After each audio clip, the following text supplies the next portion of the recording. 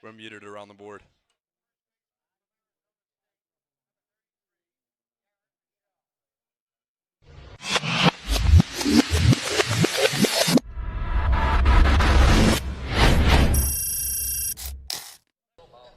Cloudy day at Lowell Park, but the sunshine peeks through the trees, and for the Cotuit Kettleers, it's been all sunshine so far this season. A 2-0 start to the 2026 Cape Cod Collegiate Baseball League season. Liam Ervin, alongside my trusty partner, Carson Mercier. Carson, big offensive start, but the pitching staff has really been dominant for Cotuit. Yeah, that's been the main story of the 2026 summer for the Cotuit Kettleers so far. Yesterday, Alex Soteropoulos, 3 1/3, struck out 7, but the bullpen has been even better. 10 2/3 innings pitched for the bullpen. Early on in 2026, they've struck out 18 batters, have walked just 1. And when you have an offense that as a whole is kind of struggling, hitting 194 as a unit, you need that pitching staff to be solid. They have been solid. The offense, like I said, struggling a little bit, but they do have a couple of guys that have really been swinging a hot bat. Offense has really just put the ball in play when needed, limiting the strikeouts, and have gotten some help from the opposing team's defense. 4 errors last night for Chatham. That was at Veterans Field. Today, it'll be a matchup against the reigning champs, the Bourne Braves, a 5 p.m. first pitch. One of those guys who had a big offensive impact was Hogan Denny, the catcher for last night's contest out of Indiana University. And our very own Brooke Killgore had the chance to sit down and talk with him. Thanks, guys. A beautiful day just behind home plate here at Lowell Park. The Cotuit Kettleers gearing up to take on the Bourne Braves in that West Division semifinal rematch. Joined alongside Hogan Denny, the third baseman turned catcher for these Cotuit Kettleers, and absolutely impactful in terms of that 8-2 win yesterday over the Chatham Anglers. First of all, Hogan, you've had a phenomenal turn of events. Of course, you went 1 for 3 against Wareham, and turning it around for a couple of doubles there. You tie your career high at Indiana just in 2 games here on the Cape. So what was working so well for you at bat yesterday? Just not trying to do too much in the box. I was just letting the pitcher come to me and just not trying to do too much and just letting what happens happen. And of course, you let almost practically everything happen out there at the plate. You had that double that set up that Tig Davis home run for the first of his season, so a lot of impactful offense. And we'll flip it behind the plate. You have been commended for your incredible command and also visibility behind the plate as a catcher, and you proved to be that. What was working so well, and how did you help your pitchers out there on the mound? I was just trying to make it easy on them, make their job easy. I mean, they made my job easy. They filled up the strike zone all night long, so it was just a ton of fun, just catching a bunch of good arms. That's great. And of course, we talk a little bit about it. Cape League Summer Baseball, it's about the relationships and the teammates that you get to meet along the way. You and Tig Davis has taken a liking to each other, not just off the field, but in batting order as well. So what has that relationship been like with him? No, it's been awesome. Me, him, and Dayton Murphy, we just went fishing a couple days ago, and we're on a mission to catch as many sharks as we can here. So we're just having a lot of fun. We're just taking in every single day we get with each other. He's a great guy. He's a great player, but like I said, he's even a better teammate. So, it's just been a lot of fun. All right, first pitch just moments away. If you can dream it, if you can cruise in it, if you can summer in it, fish from it, or take it for a day at the beach, we can protect it. The Baldwin Group, protecting the possible. Cape Cod 5 is proud to be the official banking partner of the Cape Cod Baseball League. Cape Cod 5 offers a broad range of financial products and services tailored for every stage in your financial journey. Reach out to us. We're here to help. Reader's Hardwood Supply is a candy store for wood, whether you're a professional or an amateur. Reader's Hardwood Supply carries over 70 species of both domestic and imported lumber from around the world, displayed in over 300 self-serve bins for your selection. So for your next project, make it your masterpiece with stock from Reader's Hardwood Supply. The woods of the world are here at Reader's Hardwood Supply. If you're a Massachusetts resident and don't have a bachelor's, you could be attending 4Cs for free, all while preparing for careers that actually move you forward. Aviation maintenance, nursing, dental, funeral service, we've got it all. capecod.edu/free. Try it, then buy it. Rent a new cat for up to 90 days. Then apply 100% of the rental cost to the purchase and save. The Milton Cat Rent to Purchase offer. Try it, then buy it. Go to miltoncat.com/RPO.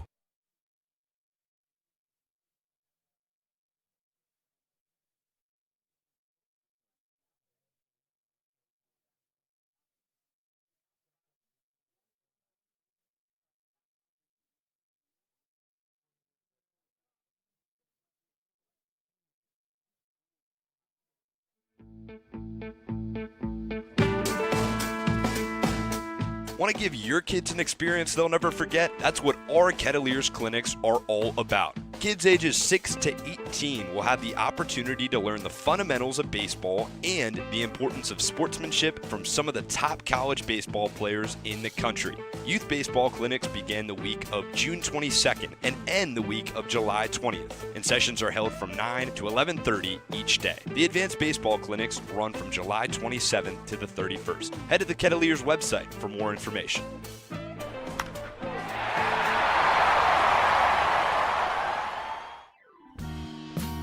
The Kettleers welcome ZoomInfo.com as a premier sponsor for the 2026 season. Smart businesses use ZoomInfo. It leverages data to unlock useful insights, and it allows you to know who to reach out to and how to reach them so you can grow your business. Unlock insights, engage customers, and win faster with ZoomInfo.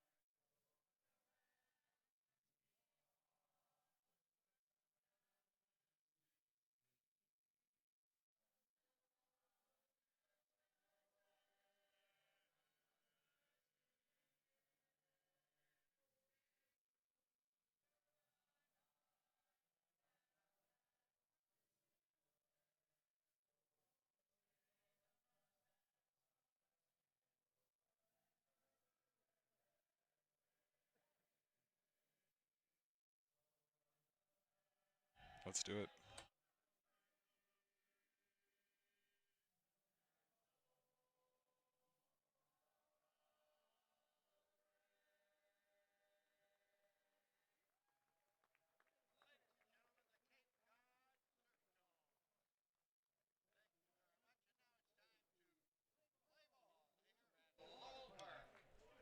Good evening from Lowell Park, where the clouds have finally cleared and the Kettleers at 2-0 are hoping the same can be said for the road that ended their season a season ago.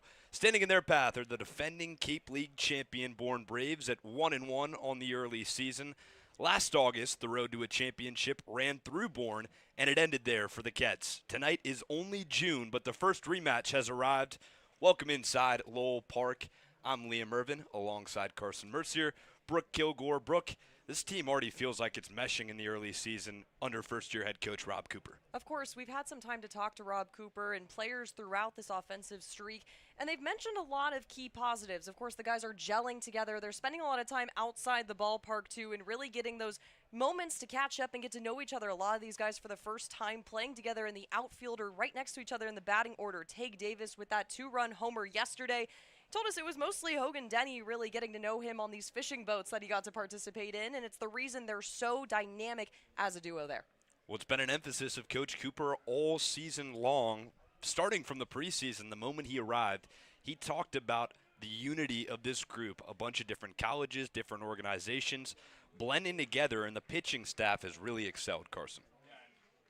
Yeah, and, every single starter that has taken the hill for the Kettleers has been great, and the bullpen, we talked about it in the pregame show, has been even better. In 10 2/3 innings pitched, the bullpen has allowed just 1 walk while striking out 18 batters. The starter yesterday for the Cats, Alex Soteropoulos, 3 1/3 innings pitched, gave up 2 runs, 4 walks, but struck out 7. He only did so twice in the spring of 2026. Strike out 7 or more, that is. So the starting pitching has been great. So is the bullpen, and Grady Bivens going to look to keep that streak of good pitching going for the Cats here on Game 3 of the 2026 summer.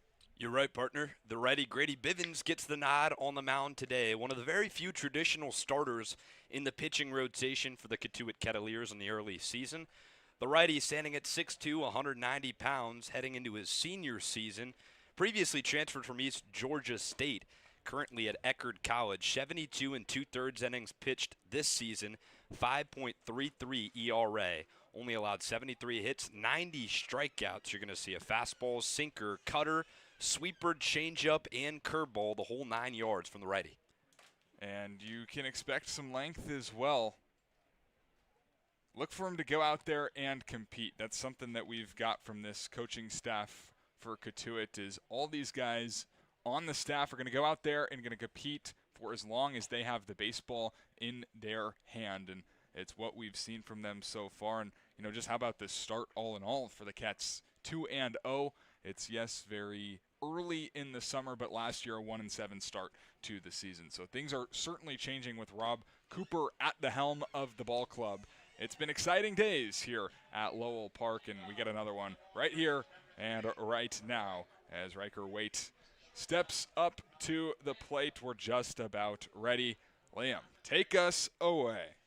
2-0 are the Cotuit Kettleers, 1-1 the Bourne Braves. Braves fall last night in a hard-fought win. The team had 10 hits, but they weren't able to push more than 1 run across home plate. The grass is green, the lines are painted, and the Kettleers are ready for the 3rd game of the season. First pitch bunt attempt from Riker Waite. And a big O let out from the Kettleers dugout. Might have thought that was tapped in fair territory. Home plate umpire for tonight, Tony Litzio, with an early test. He'll be joined alongside Chuck Furlong and Mickey Garcia. 0-1 pitch for Bivens, slapped to the second baseman. Fielding over is Park on to first base. Quickly, 2 pitches, 1 out for the Kettleers. Well, more of the same for the Cats pitching staff. Going right after guys. Waite trying to bunt his way on early. Decides to swing, hits it hard in the 0-1 count, but right at Park, and that's just about as easy as it's gonna get for the Cats. Here's the team leader at hits in the early season for the Braves, Andrew Costello, hailing out of Wake Forest University. Had an up-and-down season, but so far on the Cape, really been touching things up. 4 hits on the year, leads the team, 500 batting average through 2 games. He'll be behind the dish tonight. It's been a focus point, early strikes. As another grounder, early test for the defense. Coy runs in, on the run, fields, throws, and has the second out of the inning. Well, we've seen some sketchy defense, not really by the Cats yet this summer, but by Wareham and by Chatham yesterday. Cats have played solid. That's a tougher play than Noah Coy made it look. In off the hands of Costello, charging hard. Has to be quick with Costello running well. And 2 up, 2 down on just 4 pitches. Well, you're right. At Veterans Field last night, it was 4 errors for the Chatham A's and an equal amount of hits for either team. A's was 7, Kettleers was 7. But finally, the score was 8-2 to end that ball game. Would have thought that the Kets offense was jump-started. But really, besides the Tage Davis 2-run shot and a pair of Hogan-Denny doubles, not a lot flying for the Kets offense, just capitalizing on some mistakes. Bivens has got the other Costello in the Braves lineup now, and Luke, also out of Wake Forest. A better season this year at Wake. 302 batting average for the righty. Quickly behind 2-0 is Bivens. Long stride down the plate, misses again. And a hitter's friendly count for Luke Costello, 3-0. Game of adjustments here. You get the first 2 outs pretty quickly, then fall behind 3-0. It's a dangerous hitter in Costello, but got to find a way to get back in the zone here. And quickly 4 pitches, a free pass. Not something Bivens was intending to do with 2 down in the top of the first. But Costello will trot on down to first base. And an early base runner for the Braves. It looked like on TrackMan, all 4 of those pitches touching the zone. So it's not exactly like he was sporadic, but he was missing by enough. Sinker glove side command, something to note for Bivens. It's a point of improvement throughout the season he's working on. He said, that's something I have in the back of my mind this season. First time on the Cape for the righty out of Marietta, Georgia. Gets back on track to the cleanup hitter, Garrett Michelle. Runner on first base. Kick and pitch. Misses low.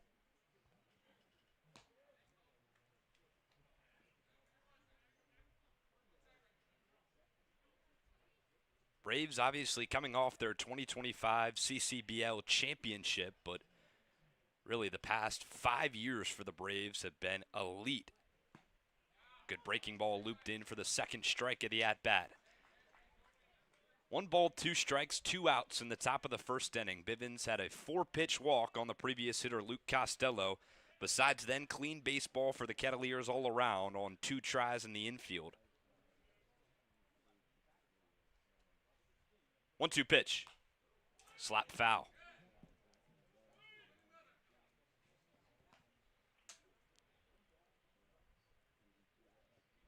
Starters have had some base traffic trouble in the first 2 outings. It was Jackson Yarberry on opening day right here at Lowell Park, and yesterday, Alex Soteropoulos.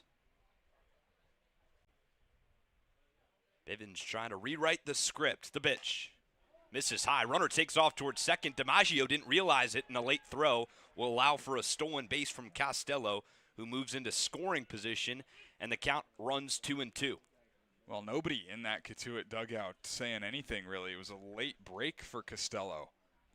And with DiMaggio popping up out of the squat, kind of blocked by the left-handed hitter, Michel. That's an unfortunate break for Cotuit. Transferred from Virginia Tech to Arizona State the previous year, did Michel at the dish right now, and now will face a hit-by pitch on the back foot of Michel. The lefty was lined up, and a slider headed towards the back foot plunked the yellow cleats. Well, certainly with 2 strikes, not what you're trying to do by any means, but it doesn't really change a whole lot in the inning. In fact, now it just puts force out at any 3 of the bags. You get a ground ball, you can take it the easy way here if you want to look at it from a glass half full perspective. 5th hitter faced for Bivens in the top of the first. Mark Quattrani due up. Only Brave with a homer on the season. It was a no-doubter on opening day. He was part of that 2025 championship for Bourne. Switched midway through the year from Falmouth and played a huge role in the playoff success. Of course, these 2 teams faced off in that championship series. 3 games walk-off was the final result in Game 3.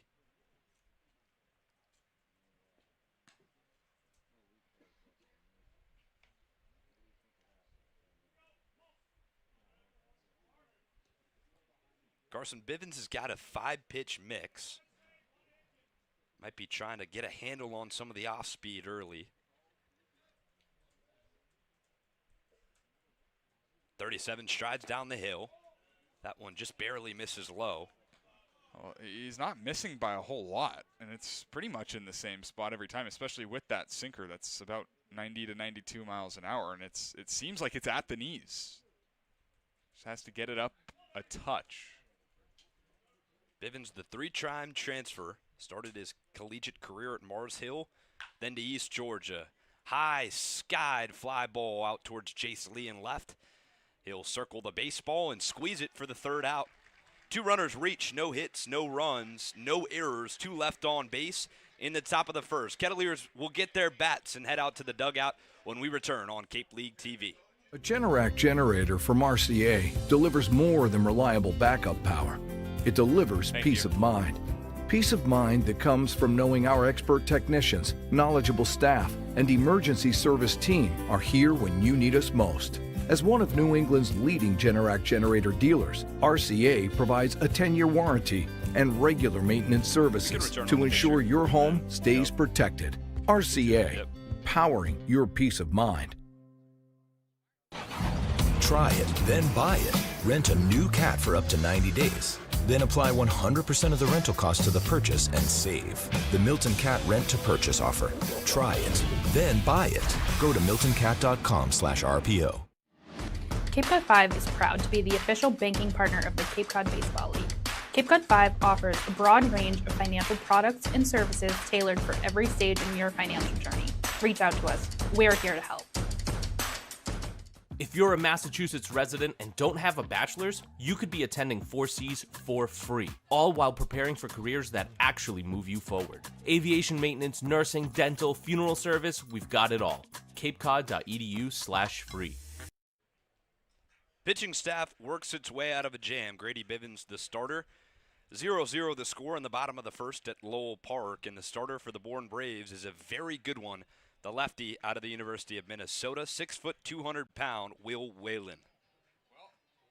The southpaw has been very, very solid. In 3 years as a Golden Gopher, 1-3 win-loss, the 6.75 ERA, but that's not what you're going to want to focus on, as he's thrown 74 2/3 innings across 3 years and strikes out more than 10 batters per 9 innings. Was also a Cape League All-Star with the Braves last year, a 1.31 ERA as a reliever.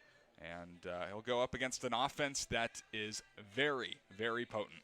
Yeah, the lineup he'll have to face, starting at the top of it for the Kettleers, Dawson Park leading things off. J.J. Moran had a hit last night, his first as a Kettleer. Jake Canley back in the lineup after his RBI double on opening day. Jesse DiMaggio, Ryan Taransky, Brady Chrisman. The duo of Notre Dame guys and Noah Coy, Jace Lee, and Isaac Sturgis will round out the lineup. Dawson Park to lead things off, recently committed to LSU.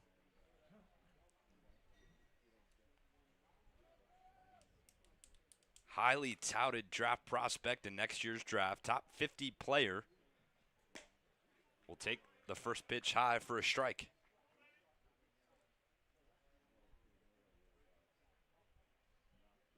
Well, to your point, Carson, Whalen, decent numbers at Minnesota, but his numbers in the Cape last year were truly special. 3-1 record, 1.31 ERA, 20 2/3 innings pitched. Good for a Cape League All-Star. And actually, his last appearance was against the Cotuit Kettleers in the championship series, in which he came in relief and pitched extremely well. 5 1/3 innings pitched, just 2 hits allowed, no runs, and 4 strikeouts. Just barely misses the inside corner. He's got really good command as well, and even at Minnesota, where the ERA is a little bit higher, the walks per 9 is right around 3, which is certainly a solid spot to be. That's where it was last year as an All-Star, as a Brave, but did not allow any hits, only 5 hits per 9. 2-1 count, fouling it and spoiling it out of play is Dawson Park. Kind of turns to his dugout and motions that pitch is running in on the hands. Park was 0 for 5 last night. hat trick of strikeouts, but did walk and score a run back in the 5th inning. He'll face a 2-2 count to Whalen. Good breaking ball. Park laid off on it. Whalen was kind of heading towards the front of the mound like he thought he had a strikeout. Count will run full. These are the type of at-bats that I think we've been looking for Cotuit.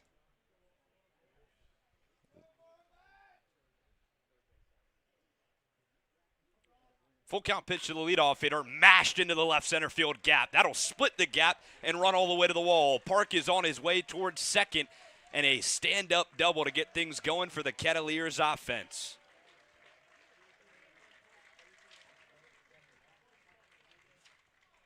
First hit on the Cape for Dawson Park, and that is such a good swing out to left center field.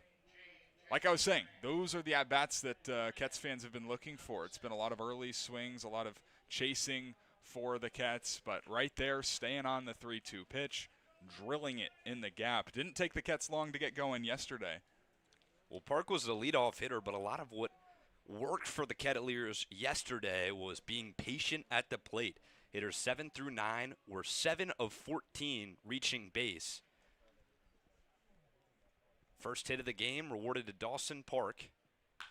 J.J. Moran gets into the first pitch he sees and hooks it down the left field line foul. I can hear Brooke in my ear, by the way. I can also hear Brooke in my ear.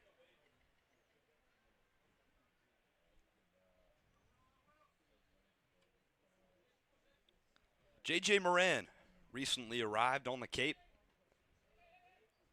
Fill-in infielders. Played at third last night. Had an RBI single that scored Hogan Denny. Hit the ball pretty hard. Takes that one in the dirt off the chest protector. Also made a couple of nice defensive plays at the hot corner as well. He did. A couple of smart plays, too. High IQ. Kettleers' offense was solid. The defense, however, was pretty elite yesterday. It's only been one error in 2 games for the Kets, as opposed to the 7 that they've faced via their opponents. Park leads off second base. Decent lead. Another good swing by Moran. Fouls it back. Yeah, that's the sinker, middle of the zone, and Moran is on it. Kind of know when a hitter is seeing it well when the foul balls are going straight back, as did that one. Well, Whalen's got a sinker, slider, fastball, and changeup as well. Kind of saw Park on that first at-bat motioning his hand the other direction. Some arm side run for the sinker from the lefty Whalen. Good take and a 1-2 count. Moves the count even.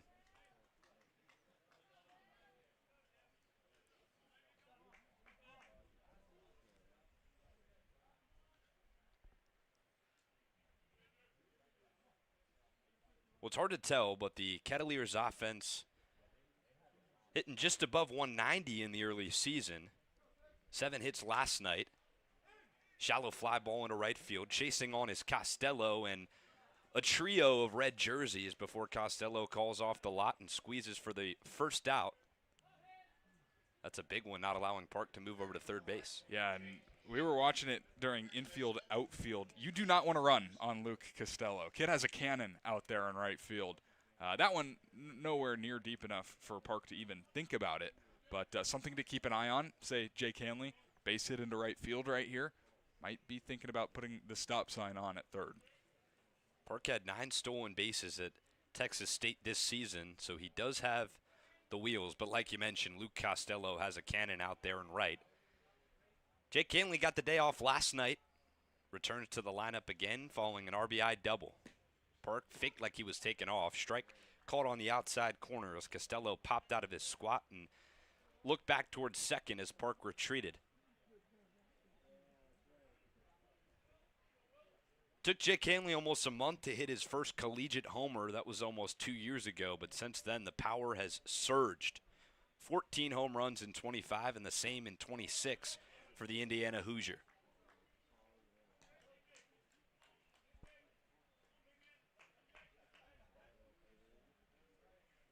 Played for Chatham last year, kind of a homecoming game at Veterans Field last night, but Hanley did not enter the game.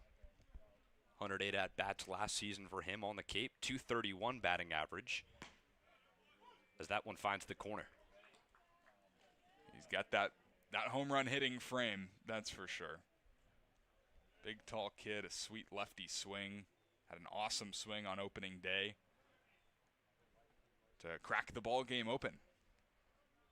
Ultimately, it was all the Kettleers needed, a 5-0 victory on opening day as Hanley swings through the sinker at 90 miles per hour for the second out. Yeah, maybe sitting something else right there. Well behind that one. Pretty much middle. But he couldn't catch up to it, and it's out number 2. Nice job by Will Whelan, responding to that leadoff loud double by Dawson Park. And Kettleers hitters unable to move Park over to third base, getting him 90 feet closer to scoring. Jesse DiMaggio due up next. Was at Westmont College this season. Recently entered the transfer portal. Will take a breaking ball on the outside. Actually, yesterday, announced his commitment to Dallas Baptist.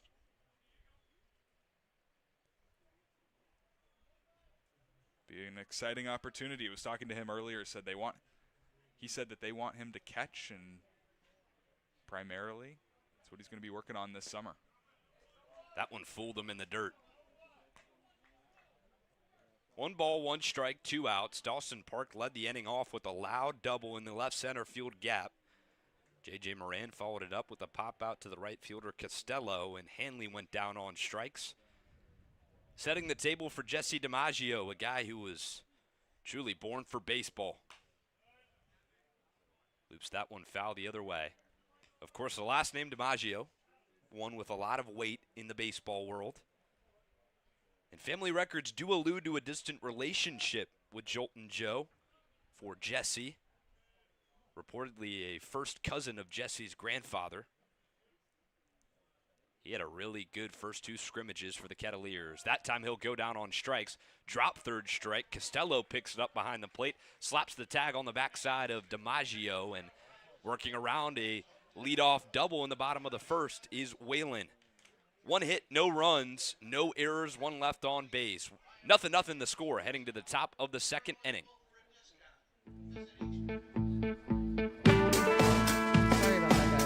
Want to give your kids an experience they'll never forget? That's what our Kettleers clinics are all about. Kids ages 6 to 18 will have the opportunity to learn the fundamentals of baseball and the importance of sportsmanship from some of the top college baseball players in the country. Youth baseball clinics begin the week of June 22nd and end the week of July 20th, and sessions are held from 9 to 11:30 each day. The advanced baseball clinics run from July 27th to the 31st. Head to the Kettleers website for more information.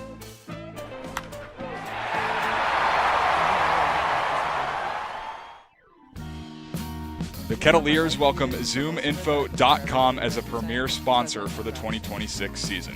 Smart businesses use ZoomInfo. It leverages data to unlock useful insights, and it allows you to know who to reach out to and how to reach them so you can grow your business. Unlock insights, engage customers, and win faster with ZoomInfo.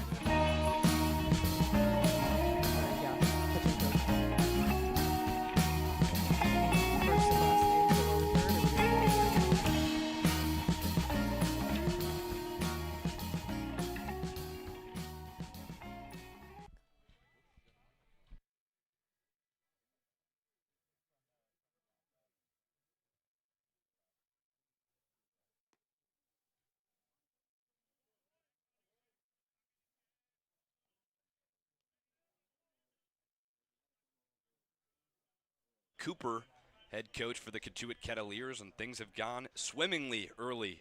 2-0 record for the Kettleers, and they have a 0-0 ball game going heading into the top of the second at Lowell Park. Grady Bivens on the hill, 79th season at Lowell Park, and a beautiful day for baseball. He'll face Matt Bolton, Trent Caraway, and Blake Schaff of the Bourne Braves lineup. Worked around a walk and a hit by pitch in the top of the first and got his way back to the dugout. Fly ball deep into center field, chasing back on his horses. Sturgis finally squares up to the baseball and snags it. All right, so a good swing by Matt Bolton, but all it is out number 1 for Grady Bivens, and that's what you're looking for as a pitcher. Quick outs. He got the first 2 outs of the ball game on 4 or so pitches. Took him a while to get that third, but didn't end up allowing a run. Bivens again to the first hitter of the inning, goes 2 pitches, 1 out. Finds the strike zone on Trent Carraway. Carraway has spent his season at LSU. 74 at-bats, a 243 batting average. 0-1 pitch. Breaking ball, missed the corner. Count runs even 1-1. Early season, Carraway has done excellent for the Braves. 3 hits and 3 RBIs. Again, the Braves had 10 hits last night, only able to bring in 1.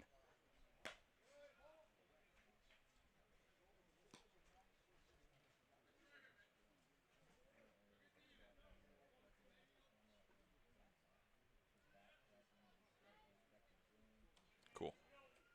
Kettleers have been defined by their pitching staff in the early season. League high 1.00 ERA, most strikeouts in the league with 30. And they've only walked 9 batters, Carson. It's pretty impressive. I mean, you get a bunch of guys that, for most of these dudes, the season ended a month ago, the spring season. So it's been a while since you've been on the mound and had the opportunity to go out and compete. And that really hasn't stopped any of these guys from going out and doing their thing, filling up the zone, going after hitters. I think that's been one of the most impressive things that I have seen from Cotuit, and something that we at times haven't seen from other staffs in the Cape or on the Cape. Filling up the strike zone has been what Coach Curtin has emphasized. Hanging with it is Carraway. And again, not many starters for the Kettleers pitching staff. Bivens was a full-time starter this season for the first time in his career. Actually threw the most innings by far of his collegiate baseball career this year. 72 2/3 innings pitched. Kind of a workhorse at Eckerd College. 3-2 misses. Pretty much half of his collegiate innings came in the spring of 2026. So for him to get out here, it's impressive for sure. Don't love the walk there, though, but still, bottom of the order. You can get a ground ball. You can get yourself out of this inning. Second free pass via the walk, including another hit by pitch in the first inning. Blake Schaff due up next. From the Big East to the ACC. Transferred from Georgetown to Wake Forest. Moran chasing down the line in foul territory, and he's got it. Loses the hat, finds the ball. It's a really good play. A lot of foul ground here at Lowell Park. And, moving over towards that fence, there's almost a tree that hangs over the fence. Just create some distraction for JJ, but he found the fence, looked up, and easily made the catch for out number 2, helping out his pitcher in foul ground. 9th hitter due up in the Braves lineup, John Stutzer. He was the ACC All-Freshman team selection this year. First pitch he sees, swinging away.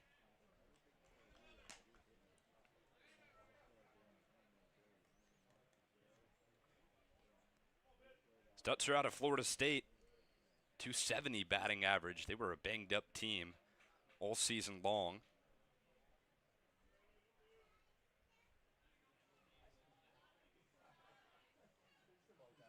Oh, 1 pitch from Bivens.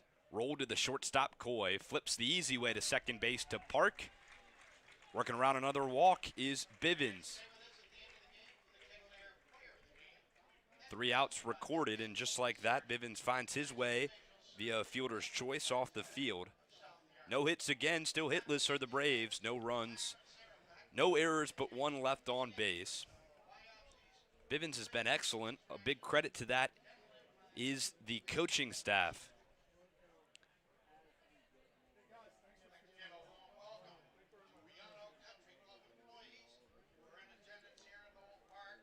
Well, heading into the bottom of the second, back at Lowell Park are the Kettleers.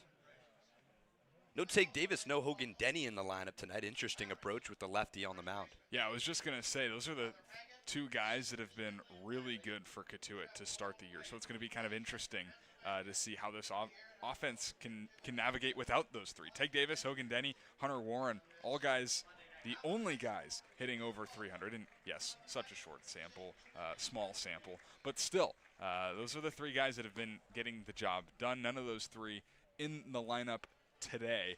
So it'll be, like you said, interesting to see how they are able to go out and compete against a really good Division I starter in the Big Ten and Will Whelan. And we saw some good swings in that first inning, but nothing to show for it with the Kets stranding the leadoff double on second base. But Rob Cooper, I mean, he's got a whole bunch of guys that can swing the bat and very effectively. So any guy 1 through 9 that he throws in there is going to be able to put up a competitive at-bat and give you a good chance to win a baseball game. To what advantage do you think that traveling to Veterans Field and facing a lefty on the mound last night in Colin Fisher for the Chatham A's and then heading back home today and facing a similar southpaw in Whelan? Yeah, I think it does a lot. And you know what? They do kind of have a similar look with similar-ish arsenals and velocities. And the at-bats looked really good against Colin Fisher yesterday. They had 5 hits, drew 3 walks, only struck out twice against Colin Fisher yesterday, but a couple of strikeouts here today. We saw them pregame both days with the pitching machine kind of shifted to the right side of the mound to emulate a left-handed pitcher, working on hitting breaking balls and fastballs there at the end as well.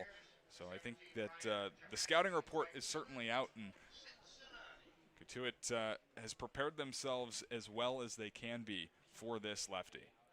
Ryan Taransky leads things off. Bottom of the second inning at Lowell Park. Whelan had a leadoff double to start off last inning. Worked his way around it, got 3 consecutive outs. Now he'll take on Ryan Taransky, Brady Christman, and Noah Coy of the Kettleers lineup.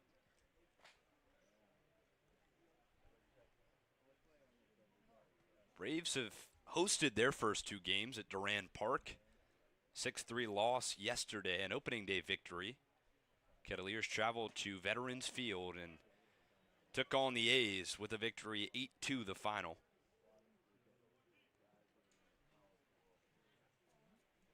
Taransky made a stellar play in left field last night. He sure did. Little sinking line drive off the bat of a lefty towards the left field line. Took an extra base hit away. I mean, it was really special. Had to run a long way to get it, too. Yet to find his first hit as a Kettleer, however. Grounded out to short his first 2 times up, and then a pair of strikeouts in between, a walk and a run scored. 2-1 count. The southpaw works down the hill. Whelan misses outside. Favorable 3-1 advantage for Taransky. Yeah, you're trying to get yourselves into these types of positions. 3-1, 3-2 even. Saw Dawson Park hit a double in a full count. Anything to get to the 4-seam fastball, it feels like. He got it right there at 90 miles per hour. Might have had some arm side run on the sinker. Swinging over the top of it was Taransky. Yeah, that's a good swing. That's a healthy cut. 3-1, you're trying to do damage. And he tried. Got the A swing off, just did not connect. Now it's time to go into protect mode. Try and either foul some pitches off or put one in play, make the defense work.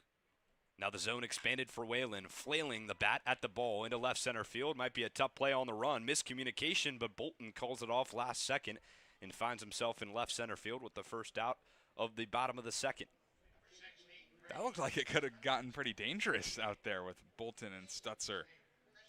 They were both charging hard for it. Bolton didn't have to go that far, but Stutzer from center field looked like he wanted it. He's the captain out there.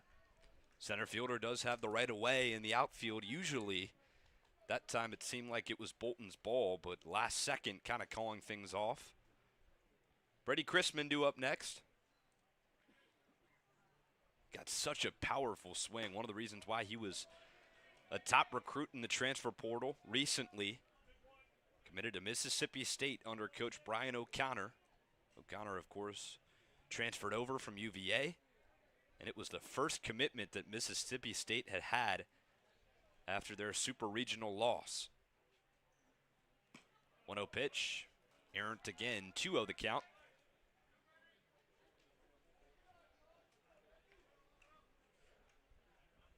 Pretty filled up left bleachers for the Kettleers, second home game of 26. Braves fans making a solid appearance.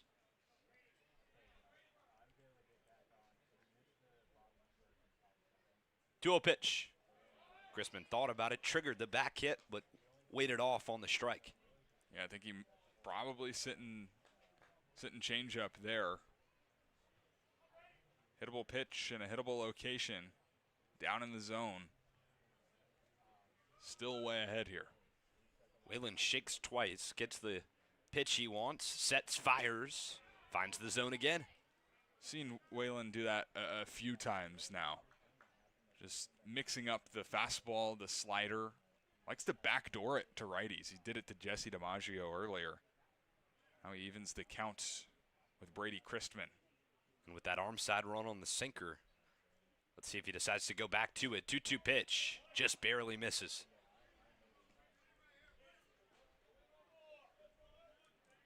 It's already the third 3-ball count of the evening for Cotuit. Feels like we've had more today than we had the first 2 games combined. Absolutely patient at bats. It felt like, at least on opening day right here at Lowell Park, through the first 6 innings, Cotuit hitters kind of pressing. Coach Cooper changed the approach for the Kets and has provided some patience at the plate. Yeah, and hey, don't get me wrong. Cotuit was finding ways to walk, but the deep count walks, the 3-1, 3-2, usually it was 4-pitch walks the first 2 games, but yeah, bats today have been much better. That's what pulls pitchers out of the game quickly. 32nd pitch of the outing will miss. Full count pitch results in a walk for Chrisman, second base runner of the day for the Kettleers. Yeah, Whelan really mixing it up with that fastball, with that slider, and that's a really good pitch, actually. I mean, you could have very easily gotten a swing out of Brady Christman there, but he's got such a great eye, great plate discipline, able to lay off and set the table here for Noah Coy. Got a free base open everywhere, so force Christman, the younger guy, to swing at a pitch out of the zone. He didn't. Runner will be on first base for Noah Coy. Strike finds the edge of the zone. Coy legged out a double last night. It was a bloop shot really into center field that probably should have been a single, but A's outfield kind of running past the ball, and Coy, to his credit, was on his high horse the entire time. And that's what Coach Cooper talked about preseason. He said, we're going to try and take the extra base every single time. He gave these guys the green light to steal until they prove that maybe they shouldn't have the green light, right? But always running hard is going to be a theme for Cotuit. Bunt flash by Coy, pulls it back, and the strike finds the zone. Talk about taking those extra bases. The Mariners last night against this Braves did exactly that. 6 stolen bases on the night, and they scored 2 of their runs on a wild pitch and a passed ball. New catcher behind the dish tonight for the Braves, Andrew Costello. It was Quatrani with the start last night. Coy lashes that one into right field. Christman thinking about third base. He'll try his luck. Good arm from Costello and right throw cut off by Waite. Runners on the corners with 1 down. Another good swing from Noah Coy. Yeah, this one had that loud contact to it. Got out in front of it, a 2-strike pitch. Rips it into right. And the table certainly set for the Kets in the second inning. Coy sat on a hanging breaking ball and pulled it into right field. That was kind of like the machine work early. Absolutely. In the pregame for the Kettleers, just waiting back just enough, flicking it into right field. Chrisman was all the way heading towards third base. Good job picking up his third base coach, Brooks Beto. Jace Lee with an RBI opportunity. Runners on first and third. Whalen checking back in on Coy. Close play at the bag. Diving head first safely is Coy.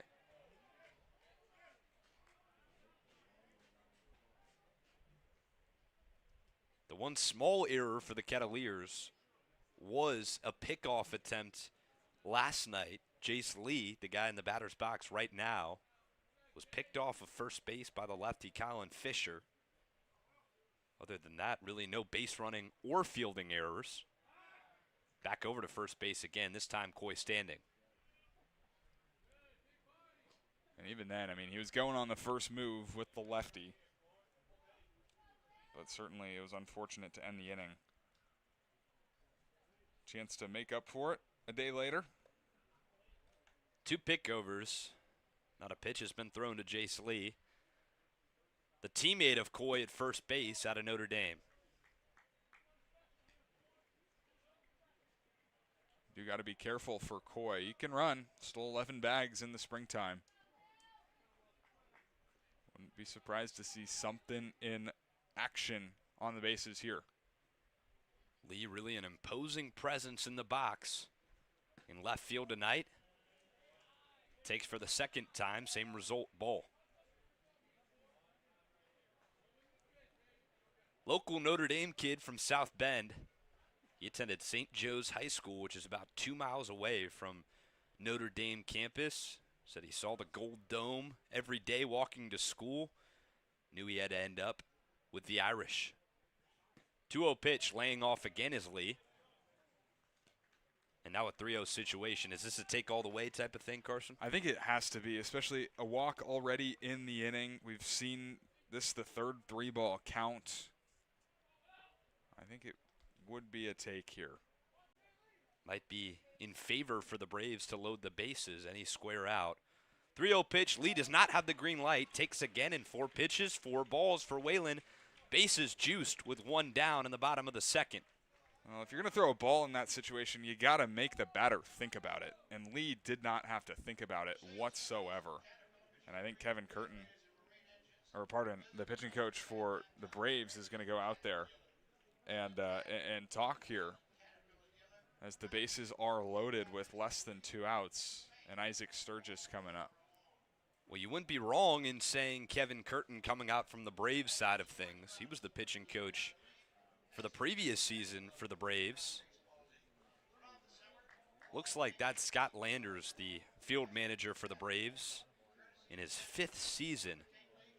Led the Braves to CCBL titles in 22, 23, and most recently 25.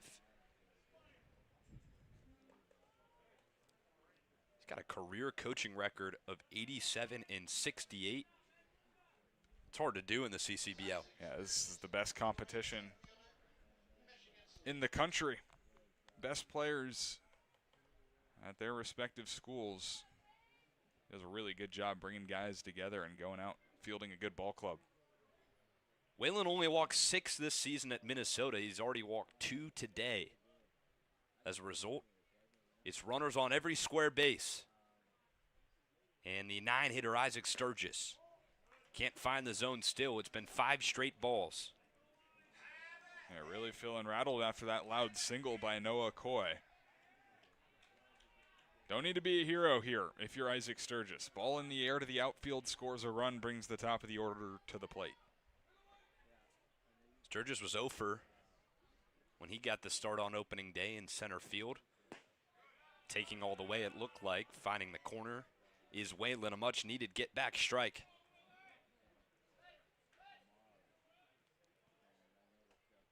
Fly ball will score the run, most likely. Sharply hit ground ball presents the opportunity for a double play. 1 ball, 1 strike, 1 out. Bases loaded. Sturgis takes outside. Again, that's another one that Sturgis doesn't really need to think about. He's sitting on 1 pitch right now, and if he doesn't get it, he's not going to swing at it. It's another one in the dirt. Easy take for Sturgis. Whelan has got to find a way to get that pitch up right here. Sinker's been running off glove side to the lefty Sturgis. Once again, that skips in the dirt. He went with the off speed. Good job by Costello behind the plate. There was 1 pass ball last night almost a wild pitch right there if it weren't for Costello's glove. Yeah, that was pretty special. That skipped in the right-handed batter's box, and no chance Costello could have got his body in front of that to block it. Had to throw his glove out and pray. Prayer answered.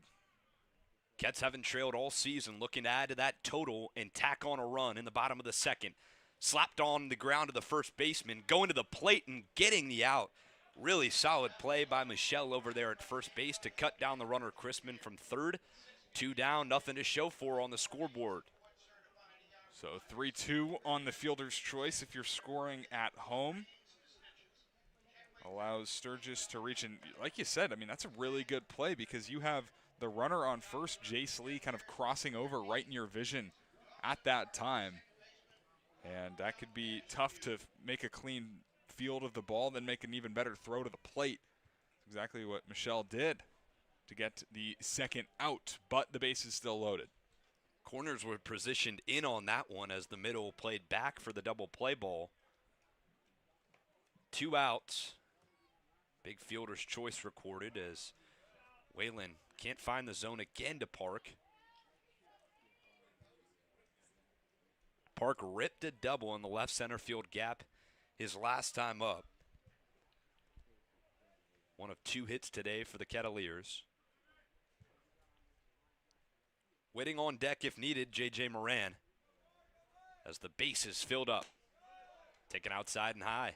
Had to throw 30 pitches in this inning after 18 in the first frame. Couple of walks, just 1 base hit though.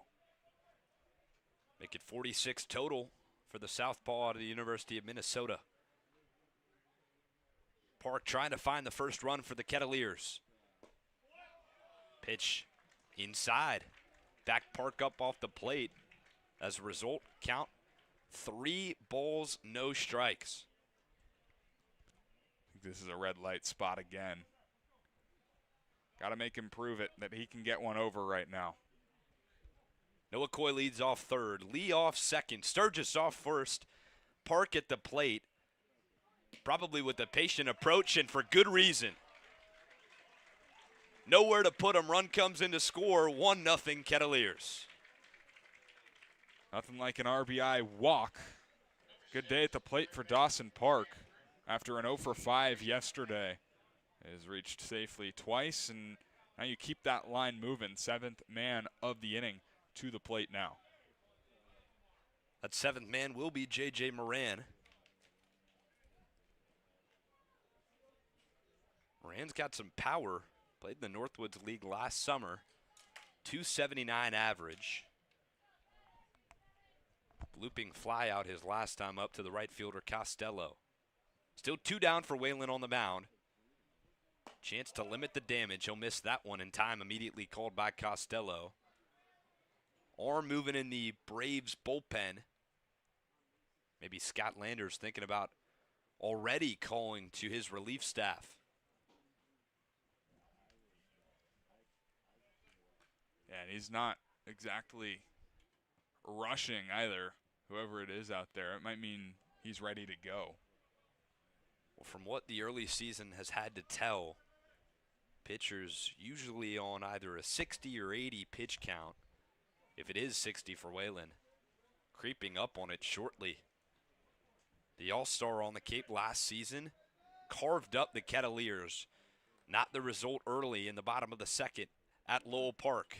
First pitch swinging, following the mound visit for Moran, cuts through that one. It's a good, really good swing. Another one, Taransky had one just like that in a 3-1 count. Right there, 1-0. Got the fastball middle of the zone and swung right through it. Moran once again swinging through the pitch. Tips into the mitt of Costello. Kettleers dugout getting into it. They know the importance of getting this other run across. Bases juice. Lee off third. Sturgis off second. Park off first. The 1-2 pitch to Moran. Swung on and missed. Whalen works around some trouble, but not before one run comes in to score. 1 hit, 1 run, 3 left on base, no errors. But pushing the run across is the Kettleers. Well, big storyline from today has been Coach Curtin, pitching coach currently for the Cotuit Kettleers, but last year, part of the Bourne Braves organization coming in. The third member of our crew, Brooke Killgore, has more.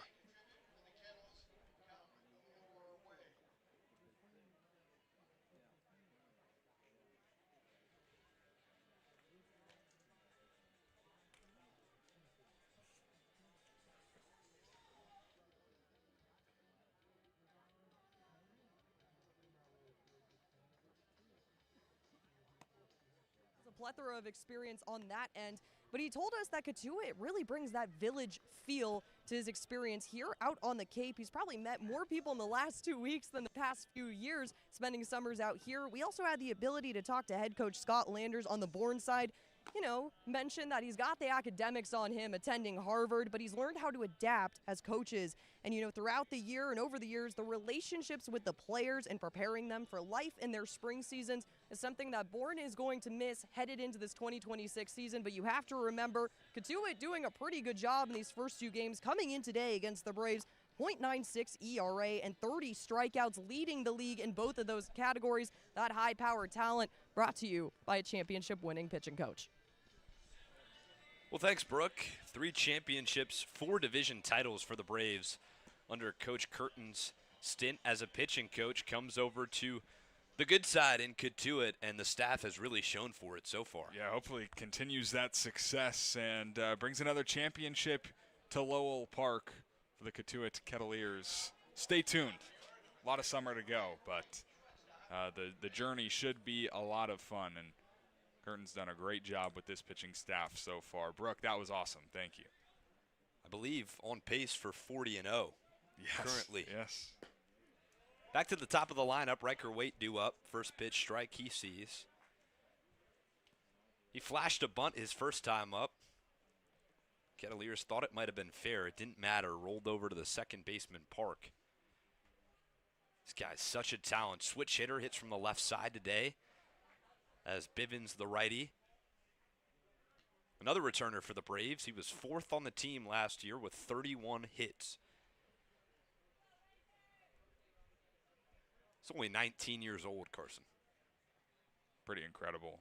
17 years old as a freshman at Vanderbilt. I can't even imagine that. What were you doing at 17? Playing Fortnite? Yeah. Yeah. Riker Waite was at Vanderbilt. Youngest player in 2025 on the Commodore roster. That one just barely misses. Disciplined take from Wright.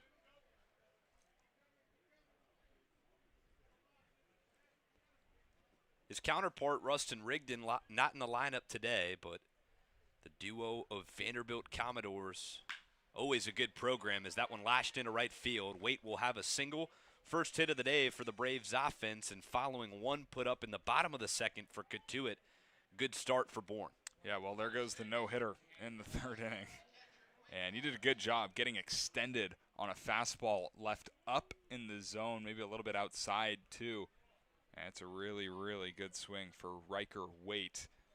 And now some speed on the bases as well. Well, Coach Tim Corbin, legendary coach for Vanderbilt, said Riker brings only 1 speed to the game. That's all out.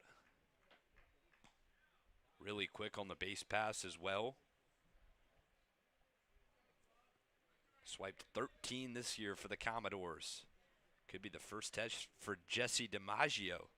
3 different backstops in the first 3 games. Sejun O caught opening day. Yesterday was Hogan Denny, and now behind the plate is DiMaggio. Tried to aid in getting the strike call on that. And did a lot of DHing in the spring at Westmont. Kind of getting first real opportunity to catch at a high level like this. 2 balls, no strikes. Bivens dealing with the leadoff single. Fouled off the umpire behind home plate.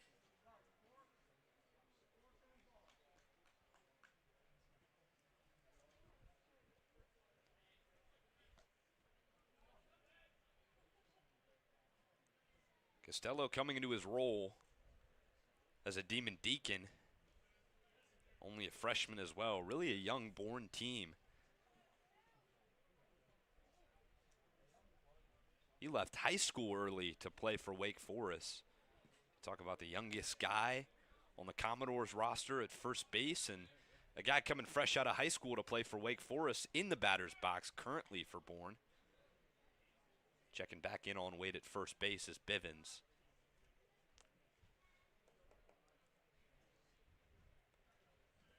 Cats get on the board in the bottom of the second, but Strand, the base is loaded. Scary thing about the Cats offense, it's been 13 left on base for them yesterday. Runner takes off on that pitch. High in the sky to Sturgis. Waite looks like he's picked up on it. Sturgis won't be able to double off the runner, but he catches it.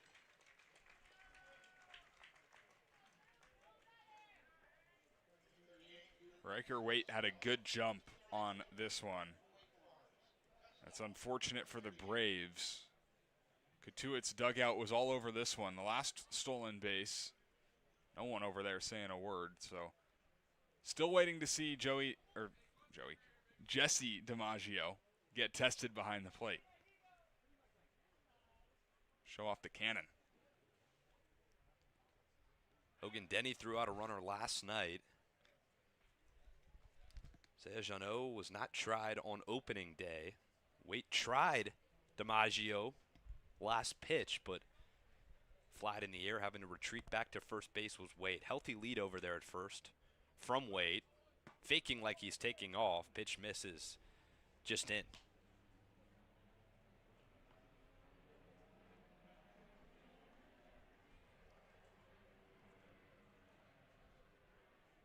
From Andrew to Luke Costello in the batter's box. This was a prospect coming out of high school. Number 2 ranked third baseman out of Pennsylvania.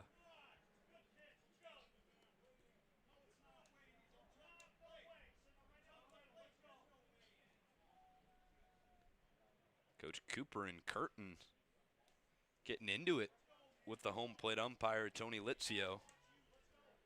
You talked about it. Bivens has missed pretty closely on a couple of pitches, but on our end, look like those are warranted balls.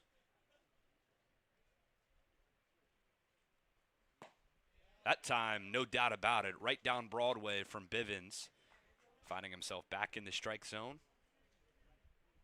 A little more emphasis on the strike call as well. You see that? That's how things go. The relationship between a manager and umpire, always interesting. Runner takes off. Really good jump again. Same result. Looping fly ball into the infield. Coy will call off. Double play opportunity. Back to first base. It's over the head of Hanley. Time called by first base umpire Chuck Furlong, and looked like that one squirted into the dugout of the Braves, resulting in Waite taking second and third. So 2 bases for a throw out of play at Lowell Park. Could have very easily been out of the inning on that one. And you know what? Noah Coy had to be quick on it.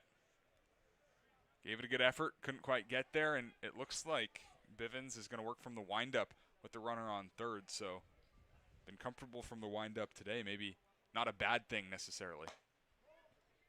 Waite runs down the grass on the third base side as that pitch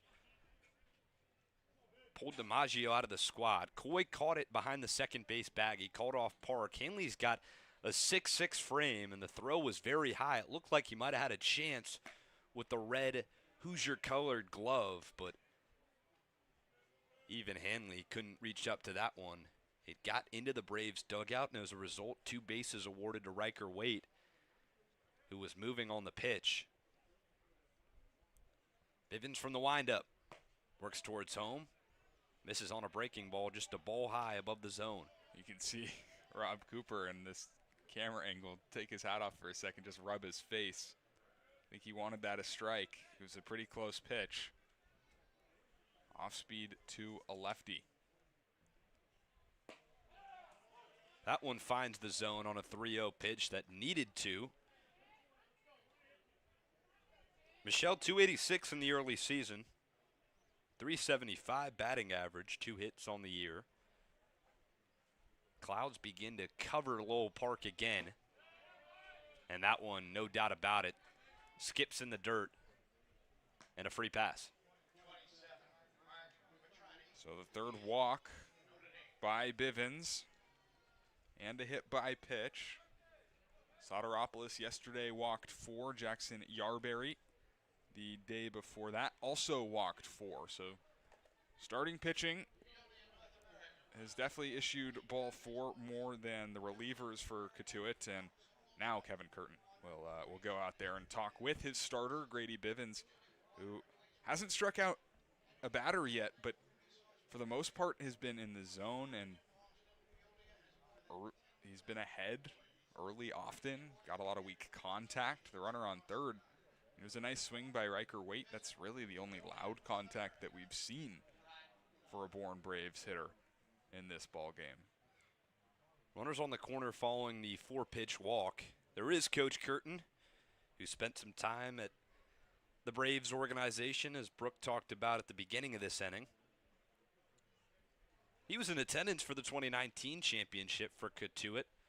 A local guy, of course. That was the last championship for the Kettleers with the most titles in the CCBL. Michelle finds himself on first base. Waite moves to third base. That was ruled a throwing error by Coy, by the way. That pitch clips the zone to Quintrani. Got to find a way to bear down here. Again, don't need to be flashy with the strikeout. For the most part, Cotuit's played really good defense this summer, so get a ball on the ground with that sinker and get yourself out of this frame. There's been some borderline pitches, an error, but none of that will matter if Bivens can retire Quintrani.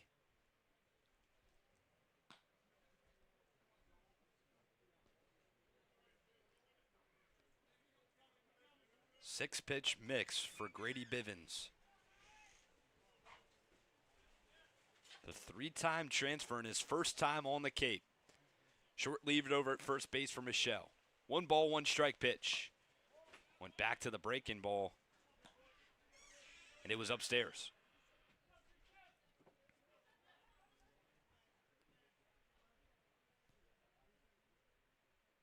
Well, the approach for Bivens, a lot of the times when guys are struggling to find command, go back to their fastball. Bivens thrown a majority of breaking balls, and that one was some filth.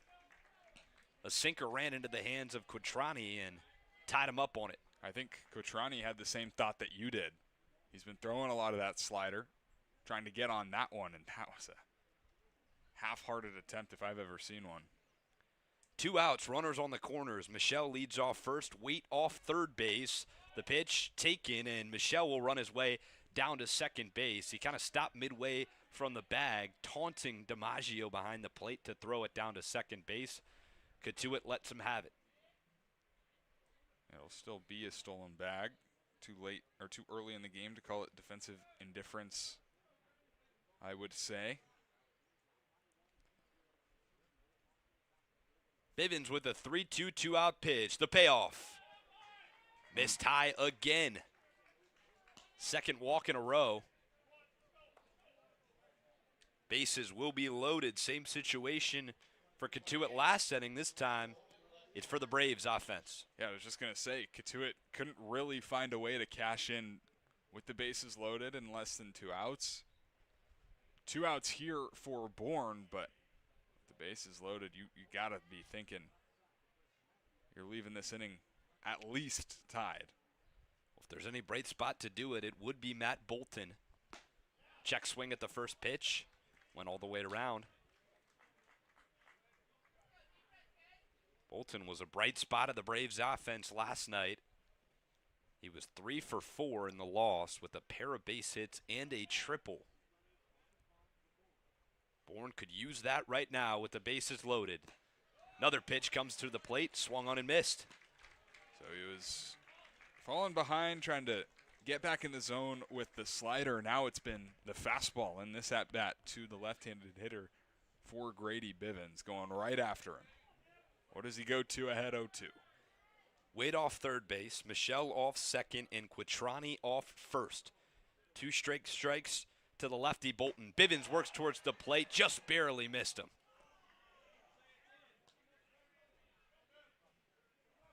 Wow, borderline pitch, disciplined take from Bolton at the dish.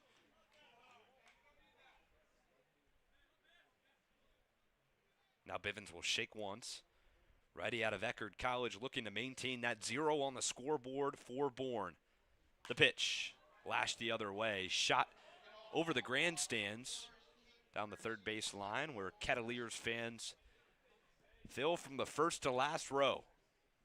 I think Bivens was trying to get in with the cutter right there. DiMaggio set up pretty much in line with the line of the left-handed batter's box. Here's a little more square. DiMaggio will set up on the outside corner. Sky-high fly ball. This should be playable. Coming on is Sturgis. Calls off the mirage of Kettleers fielders, and the bases stranded. 1-0 the score. Grady Bivens works out around a jam. Bases loaded. 1-0 score. Kettleers on top. Stay tuned for more as the Kettleers offense up next on Cape League TV. A Generac generator from Mercier delivers more than reliable backup power. It delivers peace of mind.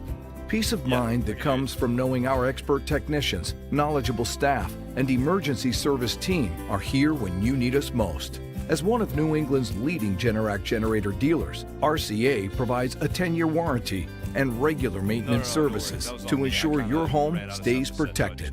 RCA, powering your peace of mind. No, we're good. That looked good to me.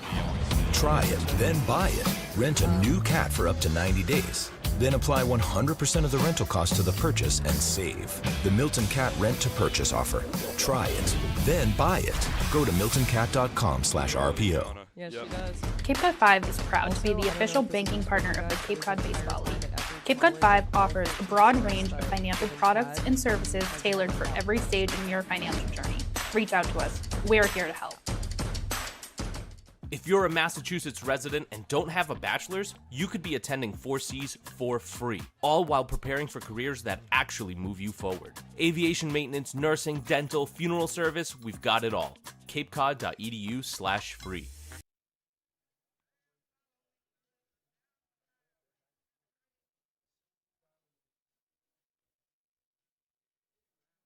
Recorded by Grady Bivens to cap off the top of the third. To the home half, we head at Lowell Park as Jake Canley trying to kickstart the offense. Kind of a same result from either squad. Bases loaded, no one able to truly capitalize on the opportunity. Yeah, and the opportunity was gifted to each offense on a silver platter.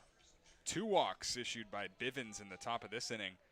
Bases loaded there. 3 walks by Will Whelan in the bottom of the second against Cotuit. They only got the 1 run on a walk, an RBI walk by Dawson Park. No one's coming up with that big swing quite yet, but still plenty of ball game left. And this guy right here, he can put a spark into an offense at any time. He actually absolutely can. Jake Hanley at first base tonight from Mason, Ohio. Swings at the first pitch and whiffs it.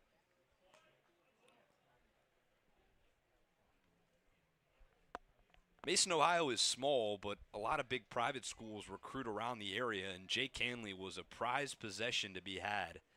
Heading into his freshman season, he was 6'4", 215 pounds going into his freshman year, and his coach at the time, Kurt Bly, was the local high school coach at Mason High School, a public school not known for its baseball program, but he sat Hanley down, who was weighing his options around where he wanted to go to school. And Coach Bly asked him, son, what are your expectations for your freshman year in high school? He said, Coach, I'd be happy if I can make the junior varsity team.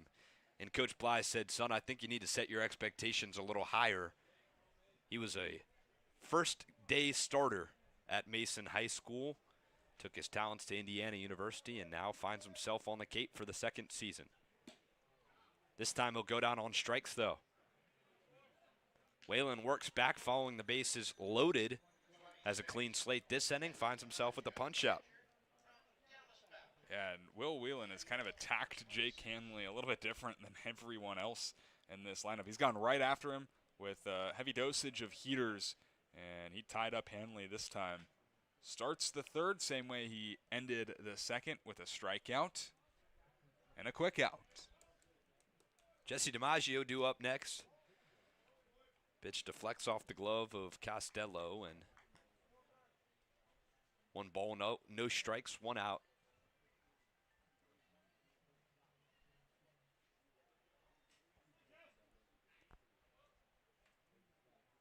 Getting ahead really opens up the door for Whalen especially. Got some filthy off speed with the sinker, the slider. Went to what looked like a sinker there at 89 miles per hour, just barely tipped off the end of the bat by DiMaggio.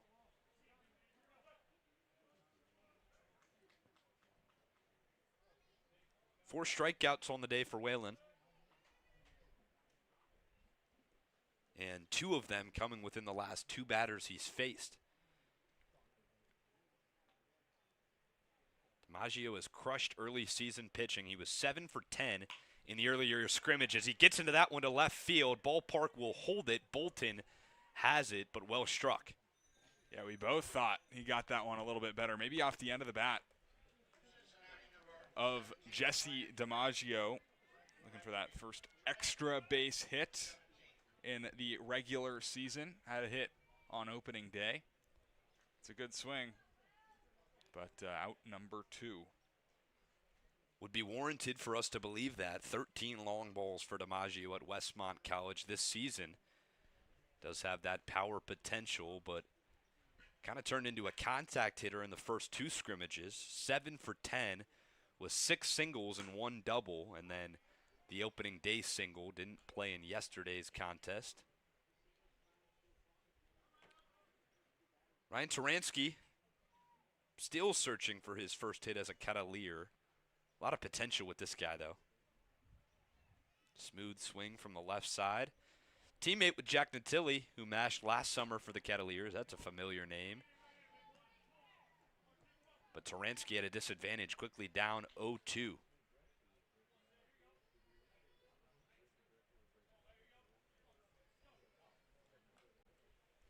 No balls, 2 strikes. Clean slate on the base pass for Whalen. Looking for his first 1-2-3 inning. The delivery. Swung on and missed.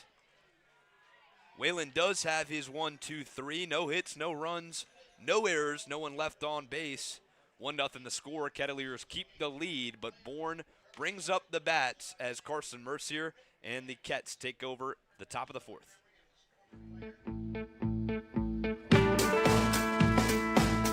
Want to give your kids an experience they'll never forget? That's what our Kettleers clinics are all about. Kids ages 6 to 18 will have the opportunity to learn the fundamentals of baseball and the importance of sportsmanship from some of the top college baseball players in the country. Youth baseball clinics begin the week of June 22nd and end the week of July 20th, and sessions are held from 9 to 11:30 each day. The advanced baseball clinics run from July 27th to the 31st. Head to the Kettleers website for more information.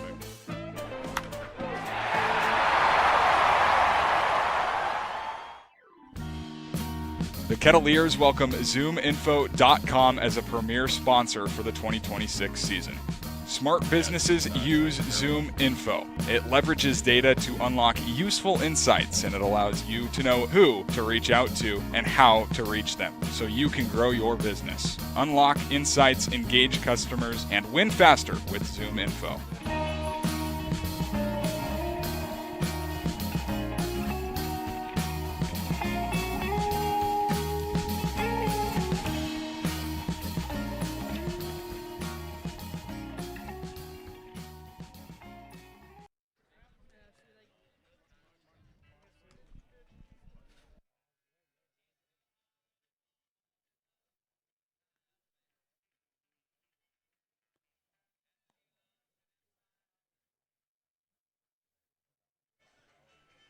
Top of the 4th inning at Lowell Park, and a 1-0 Cotuit lead over the Bourne Braves, the 2025 Cape Cod League champions.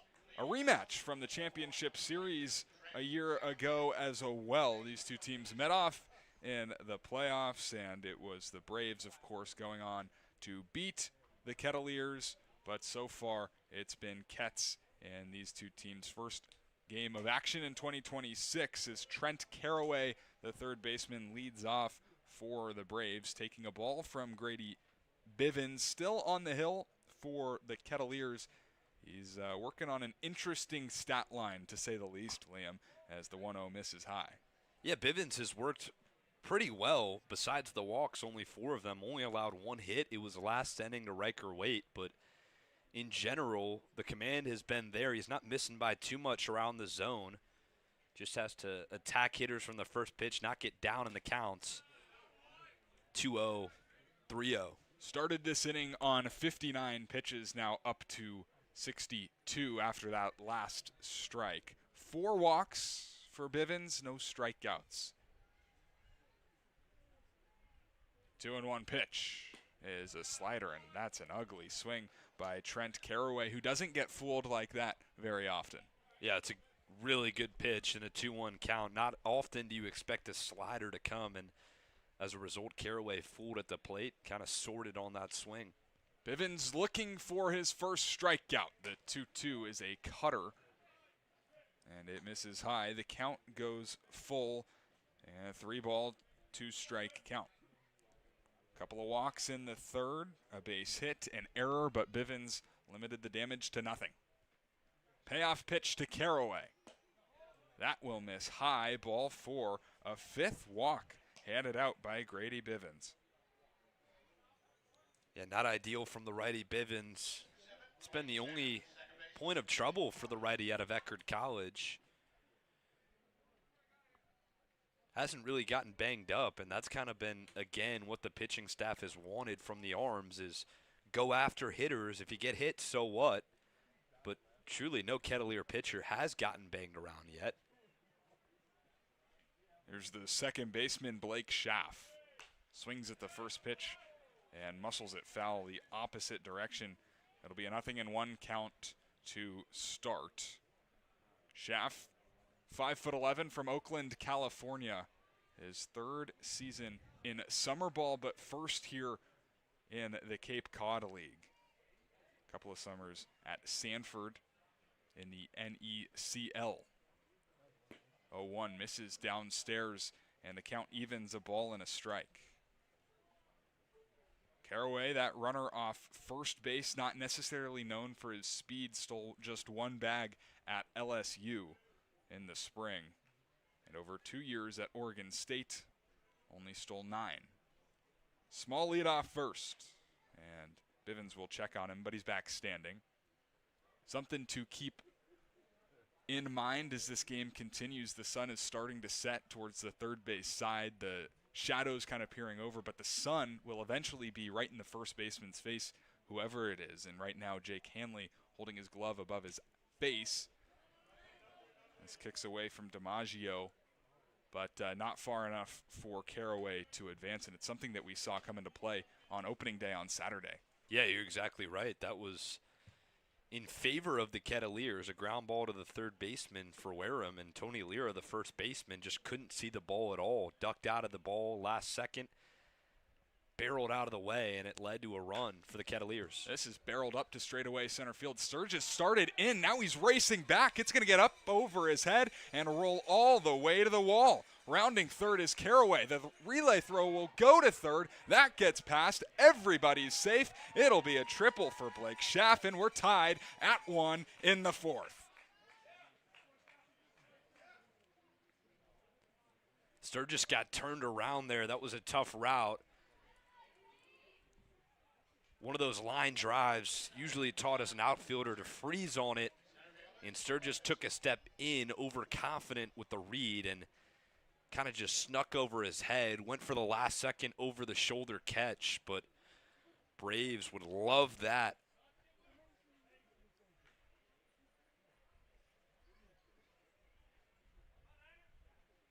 First extra base hit on the summer, first RBI on the summer for Schaff, and it brings up the number 9 man, John Stutzer. Some action for Cotuit out there. A lefty getting loose. Looks like Adam McKelvey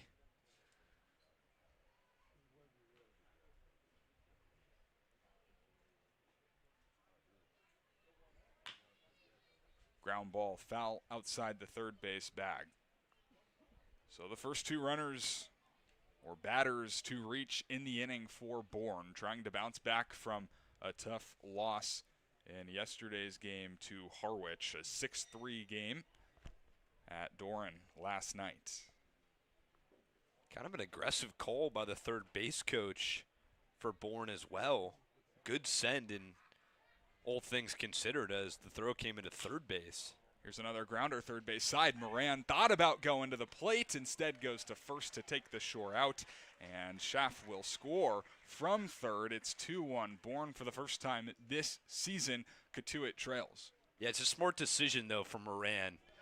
You look at the plate, and that would have been a really tough bang-bang play. His body wasn't really squared up, so no real throw unless you kind of have to throw it like a dart to DiMaggio at home. So take this shore out. Now you got a clean slate for Bivens, and yes, first deficit of the year for the Kettleers, but still a lot of game to be played. DiMaggio and Moran going to go out there and talk with Grady Bivens, looking out towards that bullpen, but neither Rob Cooper or Kevin Curtin doing any moving until right now. Rob Cooper starting to walk out to the mound. Think this could be the day for Grady Bivens.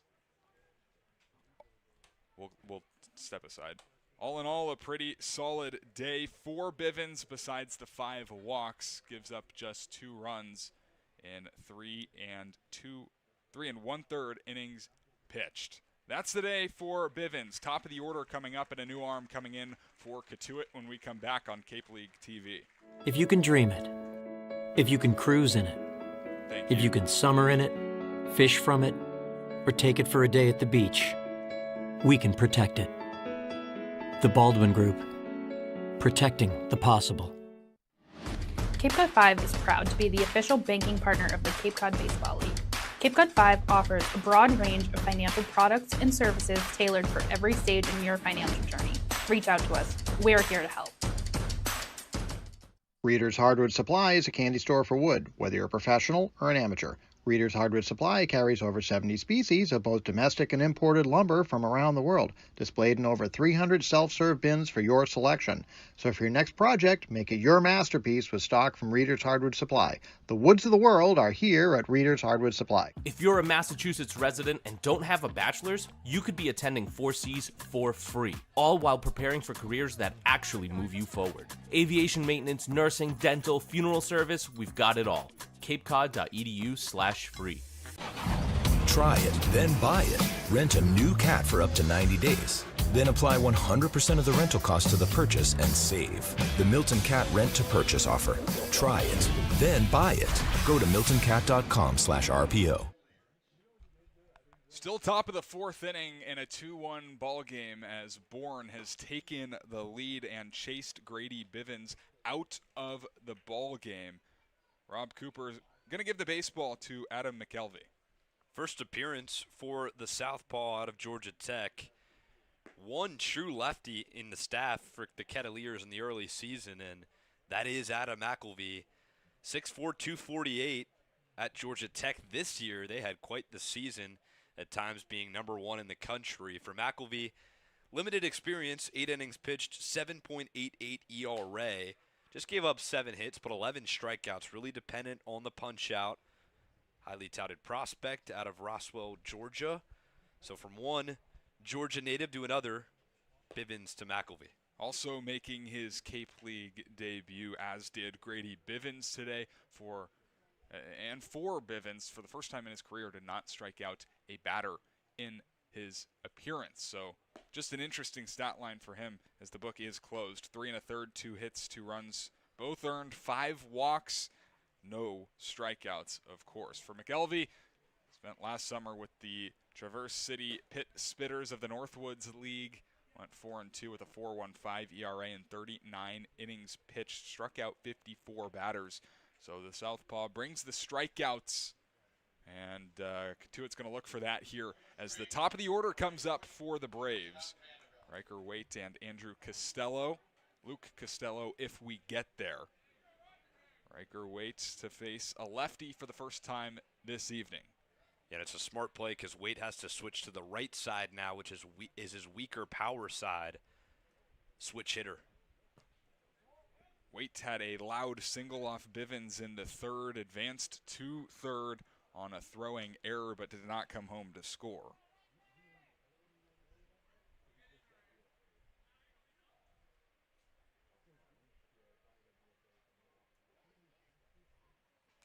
This runs inside. It looked like a cutter that got the right wrist of Waite. It'll be a hit by pitch to open up McKelvey's outing. Waite's been beat up this year in the opening day game. Fouled one off his foot. Looked like he wasn't going to return, but ended up fighting it out, and that time just pitch runs inside on the hands. Looked like his right hand, throwing hand, tapped by the McKelvey breaking ball. And the training staff going to go over and check on him at first base. Bourne leading 2-1 on 2 hits, no errors. Cotuit the 1 run on 2 hits, 1 error. Rest of the Cape got some games in action. Falmouth and YD, bottom of the 4th, YD in the lead. Chatham and Wareham, middle of the 2nd.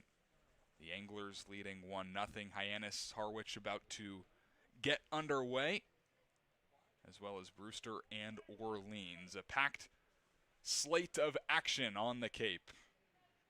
It's been fun so far in 2026. Kettleers will travel to Harwich tomorrow.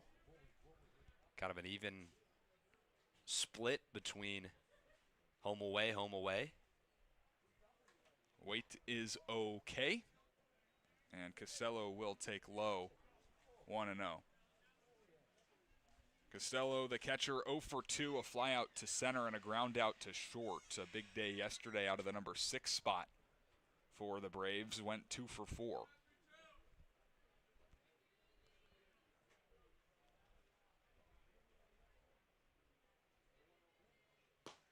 That's a beauty of a breaking ball to even the count at a ball and a strike. Most effective pitch from McKelvey right there. If he can throw that 12-6 for a strike, really opens up. He's got natural gas from the left arm. Large lead off first for Waite. He's going to take off. Pitches a strike. Throw to second is into center field by DiMaggio. Waite stands up. Now he's going to head for third and will get there sliding without a throw. A stolen base, a throwing error pushes Waite to third. He's got some wheels. Wow. Really good jump on the front end. With a lefty, you got to go on the first move or else there's going to be no jump for you. Whereas with the righty, you kind of look at the back foot. Lefties have the ability to pick over to first whenever they need to. That time, McKelvey looked like he was just going to the plate the entire time. Didn't even think about Waite. Good jump. DiMaggio throws it over the second baseman, Park, and now the infield will play in. 1-2. Costello lucky to get a piece on a pitch that probably scraped the dirt. 2-1 Bourne here, top of the 4th inning. 2 runs already home, and they're threatening for more. McKelvey trying to limit the damage. 1-2. On the ground, a shortstop. Coy has it, looks the runner back to third, throws to first in time, and nicely done by the shortstop, Noah Coy, for out number 2. Super well done by Coy right there. Waite's a super aggressive base runner at third base, so if there was any hesitation of where Coy was going to go with that baseball, Waite would have taken off. First move was to look at the runner at third, then you go on the run to first base, take your time with the throw. 2 outs recorded. From one Costello to another. Andrew, now Luke. Luke, the right fielder, 0 for 1. Backdoor breaker for a strike. Right back to that slider. That's a really good pitch. Indeed, again, it just opens up so much opportunity from the left side. Can play that off, kind of channel that with the fastball up top, and then go back to the breaking ball. Fly ball to right field. Taransky moving over towards the line. He'll reach up and make the catch to end the inning. But a triple for Blake Schaff starts the scoring for the Braves. They take the 2-1 lead. We've played 3.5 here at Lowell Park. If you can dream it, if you can cruise in it, if you can summer in it, fish from it, or take it for a day at the beach, we can protect it. The Baldwin Group. Protecting the possible. Cape Cod 5 is proud to be the official banking partner of the Cape Cod Baseball League. Cape Cod 5 offers a broad range of financial products and services tailored for every stage in your financial journey. Reach out to us. We're here to help. You want to? Yeah, Reader's Hardwood Supply is a candy store for wood, whether you're a professional or an amateur. Reader's Hardwood Supply carries over Is it 70 glizzy species night? of Can we both confirm domestic that? and Good imported picture, by the lumber way. from around the world, displayed in over 300 self-serve bins for your selection. So for your next project, Okay. make it your masterpiece with stock from Reader's Hardwood Supply. The woods of the world are here at Reader's Hardwood Supply. Lizzie. If you're a Massachusetts resident and don't have a bachelor's, you could be attending 4Cs for free, all while preparing for careers that actually move you forward. Aviation maintenance, nursing, dental, funeral service, we've got it all. capecod.edu/free. Try it, then buy it. Rent a new cat for up to 90 days. Then apply 100% of the rental cost to the purchase and save. The Milton Cat Rent to Purchase offer. Try it, then buy it. Go to miltoncat.com/RPO. Pretty good ball game here at Lowell Park in Cotuit, Massachusetts. 2-1 Bourne leading over Cotuit as we enter the bottom of the fourth inning. We'll welcome you into the booth as well as Leah dropped off some hot dogs to us a little bit ago, so very grateful for that. Don't think it's hot dog night at Lowell Park, but we'll certainly take the free food. Any night is hot dog night, Carson. Sure is. I'm getting in here. I don't know about you. You want to leave a review for the Yeah, those at home? yeah. We'll take back out to the field to avoid the internet clipping this one. But Sure. yeah, What do you think? it's incredible, Carson. It really is. It looks It's got stunning. a crisp to it. Really good crisp on it. Yeah? Yeah. All right, well, hey, come out to Lowell Park, grab yourself a hot dog some point in this year. We've got 18 more home games, so plenty of time to do it. As a new pitcher for the Bourne Braves, Will Whelan, his day is done. Brandon Shannon will start his evening right here, right now. Brandon Shannon, one of the another young core for the Braves, freshman at Louisville this season, and pitched 31 1/3 innings pitched. So teammate with Tage Davis and Brady Chrisman will face him off. 2-3 record on the year, 6.89 ERA. Chrisman swinging at the first pitch and a chopper over the middle. It's the second baseman, Schaff, who does not have a play. It'll be an infield single, the first hit for Brady Chrisman as a Cotuit Kettleer.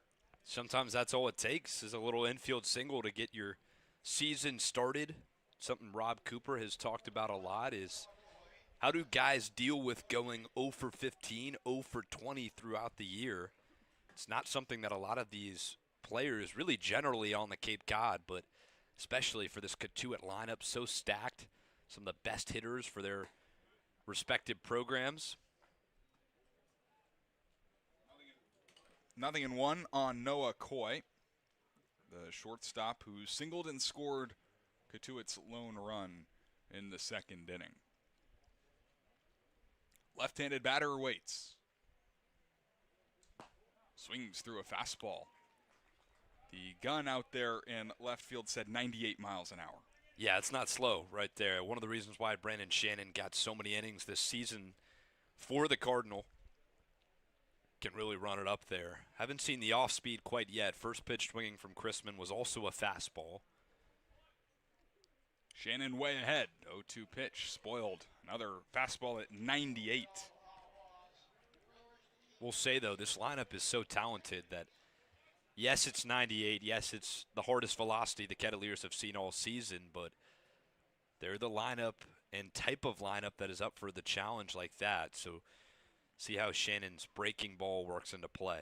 Much different look from the starter Whelan as the pitch is swung on and missed. Runner going to second, and a stolen bag for Christman, but Coy down on strikes.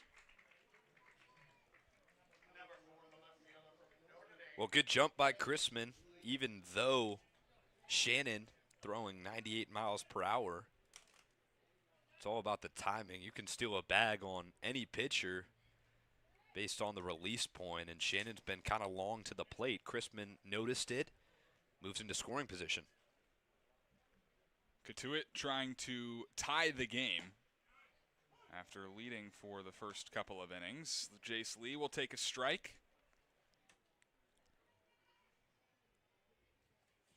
Lee, the outfielder out of Notre Dame, 0 for 0 with a walk in the second inning.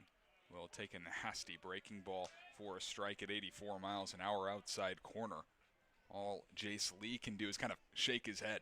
Yeah, it's a really good pitch. Just got to tip your cap. Not a pitch you can do damage on, so kind of sit on the fastball here in a 2-strike count. Able to get a piece at 99, top of the zone. Some smoke. I told him sit on the fastball, but at 99, good job by Lee staying on that, and that sets up the breaking ball now too. And it's kind of an interesting time of day at Lowell Park with the shade kind of covering the whole mound, but the plate is fully in the sun, as is the outfield. So contrasting colors Jace Lee has to work with. He'll pop the 2-strike pitch into shallow right. Schaff, with his feet on the outfield lawn, makes the catch after the leadoff infield single. Strikeout pop-up for Brandon Shannon. Good fight by Jace Lee. Not much you can do there off the hands.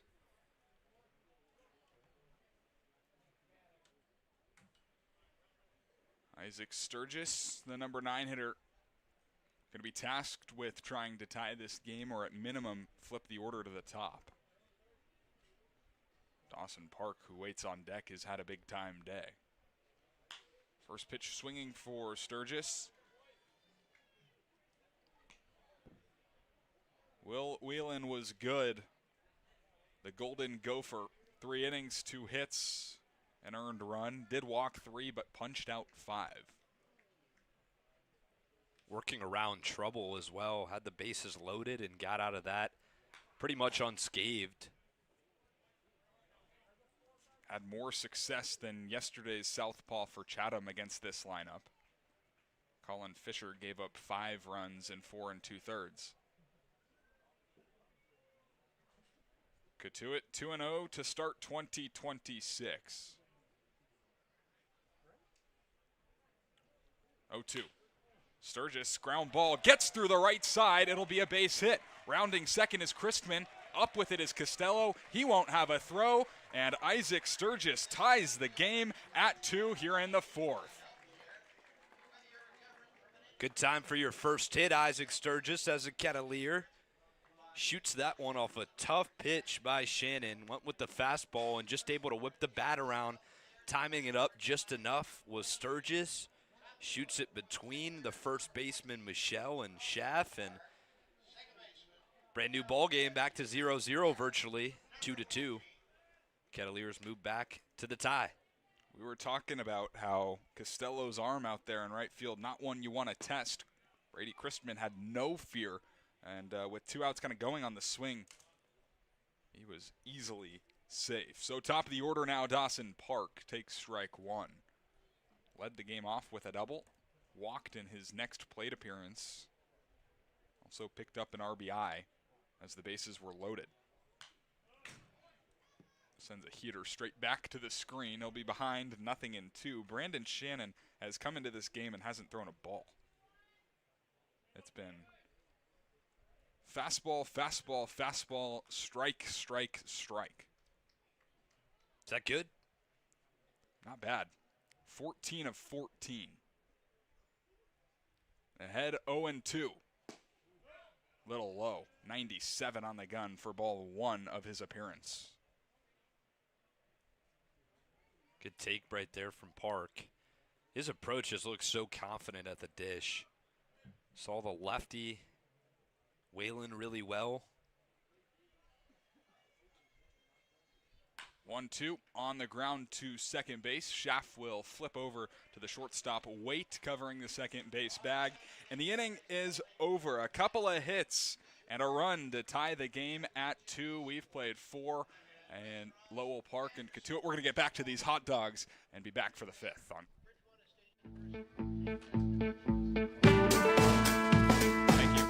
Want to give your kids an experience they'll never forget? That's what our Kettleers clinics are all about. Kids ages 6 to 18 will have the opportunity to learn the fundamentals of baseball and the importance of sportsmanship from some of the top college baseball players in the country.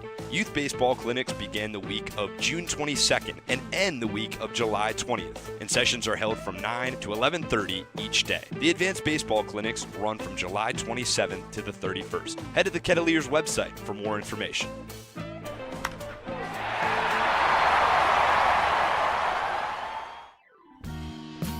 The Kettleers welcome ZoomInfo.com as a premier sponsor for the 2026 season. Smart businesses use ZoomInfo. It leverages data to unlock useful insights, and it allows you to know who to reach out to and how to reach them so you can grow your business. Unlock insights, engage customers, and win faster with ZoomInfo.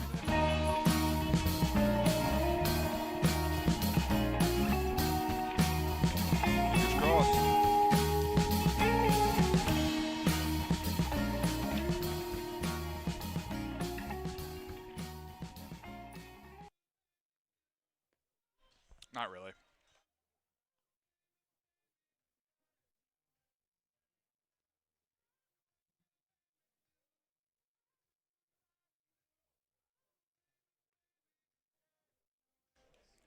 Back and forth ball game at Lowell Park in Cotuit as the Kettleers and Braves are knotted up at 2 as we head to the top of the 5th inning. Adam McElvey still on the hill after relieving Grady Bivens.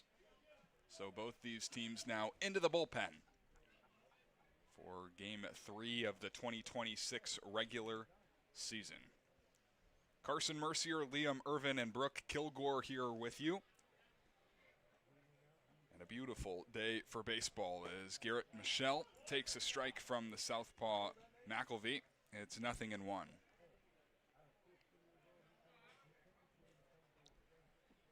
McElvey faced 3 batters to end the 4th inning. Hit Ryder Waite, got a ground out of Costello, Andrew that is, then got Luke Costello to fly out. Here's a ground ball to J.J. Moran, and he can't come up with it cleanly. It's a tough one. Kind of got killed by the infield grass, and Cotuit uncharacteristically with their 3rd error of the day. These first 2 games, it has been the other team making errors. 7 errors for opposing teams against Cotuit. 4 last night, 3 on opening night. And Cotuit has been able to take advantage. We'll see if the Braves are able to do that. Mark Quattrani takes inside. The DH from Notre Dame. Partner, the Kettleers have the most strikeouts in the league entering this game with 30. They don't have 1 tonight. Sitting here at the top of the 5th inning. Yeah, Grady Bivens went 3 1/3, walked 5, struck out 0 for the first time in his career. Every appearance of his career to this point, spring, summer included, he's had a strikeout. Yeah, he threw over 70 innings at Eckerd College, and in all of those 14 appearances this year, a strikeout. Just couldn't find one today. There were some borderline pitches here and there, but a lot of that credited to kind of being behind in the count to start. Can't get a punch out if you don't get 2 strikes, Carson. That's how things work usually. And you know what? That's what Bourne will do to you. It's a championship-winning team. They will wear you down, really make you work. McElvey finds the back door with a slider to make it 2-1. Of course, Bourne won the championship last year, having to go through Cotuit. Kettleers took them to 3 games, but a walk-off sent Bourne to the championship or the World Series, rather. They eventually became champions. Swing and a miss. Back to that breaking pitch on the outer half for strike 2. That was such a battle of a series, too, kind of back and forth. 11-5, Bourne took the first game. 9-1, Cotuit with a commanding second, and then the third one was everything you would ask for, but Cotuit doesn't get the outcome they'd like. Count is full on Mark Quattrani, who had a great deal of success last season, won the Cape Cod batting title. Had a couple of homers in 21 games, started the year with Falmouth, but down the stretch was big for the Braves. 3-2. Down low, ball 4. It's the first walk issued by Matt McElvey since he's entered this ball game 5 batters ago. And back-to-back base runners to start the 5th for the Braves. Second walk of the day for Quattrani. He mashed the Kettleers in that series as well. He was 2 for 5 in that game 3. 1 run.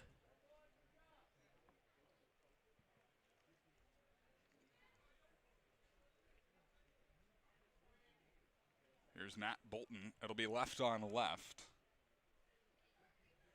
And he'll square to bunt, pull back and take a ball. Certainly a bunt situation, as all night Rob Cooper and the coaching staff for Cotuit have been in the ear of the home plate umpire. Tony Lidizio. Squaring to bunt again, gets it down third base side. McElvey will have one play. It's to first, where Dawson Park is covering. A successful sacrifice bunt moves Michelle to third and Quattrani to second with just 1 out. And again, winning baseball from Bourne, just doing exactly what you need to do, playing some small baseball. Tough pitch to bunt on with the breaking ball. Laid down a bunt. And Coach Rob Cooper is out of the dugout right now. Him and the home plate umpire having a word. Tempers have been flaring for Rob Cooper all game long.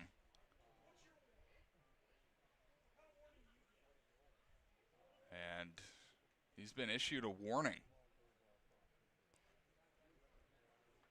Yeah, he's really been going after the umpiring crew tonight, but to the credit of home plate umpire Tony Lidizio, it's been pretty much a good zone all day, been consistent with the calls. That breaking ball he wanted on the first pitch of the at-bat to Bolton was a little high according to our pitch track up here. Infield plays in now, though. Only 1 out in the inning, 2 runners in scoring position, as they'll pass the torch to Trent Caraway, who will take a strike. Caraway back in the transfer portal after just 1 season at LSU. Only got in action in 30 games, 87 at-bats. Highly touted kid out of Dana Point, California. Fouls this one off down the right field line. Hanley moving over, makes the catch, able to fire it in quickly and keep the runner on third base. Nicely done by Jake Hanley. His back turned to home plate, doesn't matter, and there's 2 gone.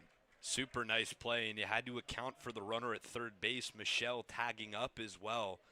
So catching it over your shoulder, being ready to get the ball back into the plate, executed perfectly from Hanley. Number 8 hitter now, Blake Schaff, who tripled in the 4th inning. Scored the first run of the game at the time for the Braves. Left on left matchup this time, as he'll take inside. Michelle, the runner on third, he reached via an error. Quattrani, the runner on second, reached on a walk. 2-2 game here in the top of the 5th inning. McElvey home, and this is laced foul. Diving out of the way was Michelle. So he was late on that breaking ball, really trying to sit back and push it the other way. A lot of the times what that presents is a freeze fastball in the inside corner. As the bat kind of slowed up for the breaking stuff. See if McElvey trusts in that fastball right now on the inside half. 1-1. It was the fastball, and they were trying to go inside, but it runs to the outer part of the plate. 2-1 the count.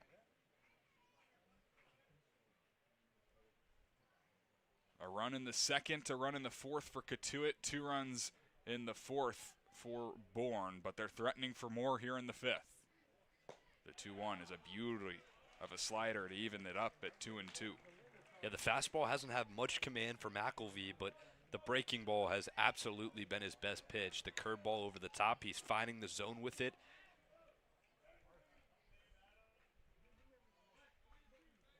Two balls, 2 strikes, 2 outs, 2 runners on. McElvey from the stretch kicks and fires, and a fastball is grounded to J.J. Moran, who had it in his glove, can't make the play, trying to apply the tag on the runner Quattrani, but he's able to dive in safely. Everybody's going to be safe, and the go-ahead run will score for Bourne. It's 3-2 in the fifth. Yeah, it's another tough play for Moran at third. The grass is just cutting that top spin on the baseball. So usually when that has a big hop up to your glove that you're used to, it's dying a little bit as opposed to popping up to your glove. And Moran has to reach out and kind of try to plunk that up. It's the second E5 of the inning. It's the 4th error of the evening for Cotuit. And running on the pitch was Schaff, no throw from Jesse DiMaggio behind the plate. Another stolen bag for Bourne. They've really put pressure on Jesse DiMaggio throughout this game. Stealing it on the pitchers for the most part as well. John Stutzer takes strike 2.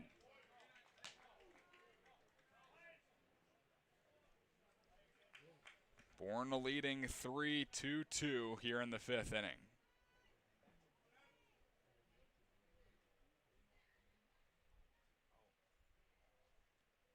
McElvey ahead, 0-2. Fastball swung on and missed. Went to the top of the zone and finally puts an end to the 5th inning. A couple of errors and a walk result in 1 run for Bourne. They take a 1-run lead at the halfway point at Lowell Park on Cape League TV. A Generac generator from RCA delivers more than reliable backup power. It delivers peace of mind. Peace of mind that comes from knowing our expert technicians, knowledgeable staff, and emergency service team are here when you need us most. As one of New England's leading Generac generator dealers, RCA provides a 10-year warranty and regular maintenance services to ensure your home stays protected. RCA, powering your peace of mind. Try it, then buy it. Rent a new cat for up to 90 days. Then apply 100% of the rental cost to the purchase and save. The Milton Cat Rent to Purchase offer. Try it, then buy it. Go to miltoncat.com/RPO. Cape Cod 5 is proud to be the official banking partner of the Cape Cod Baseball League. Cape Cod 5 offers a broad range of financial products and services tailored for every stage in your financial journey. Reach out to us. We're here to help.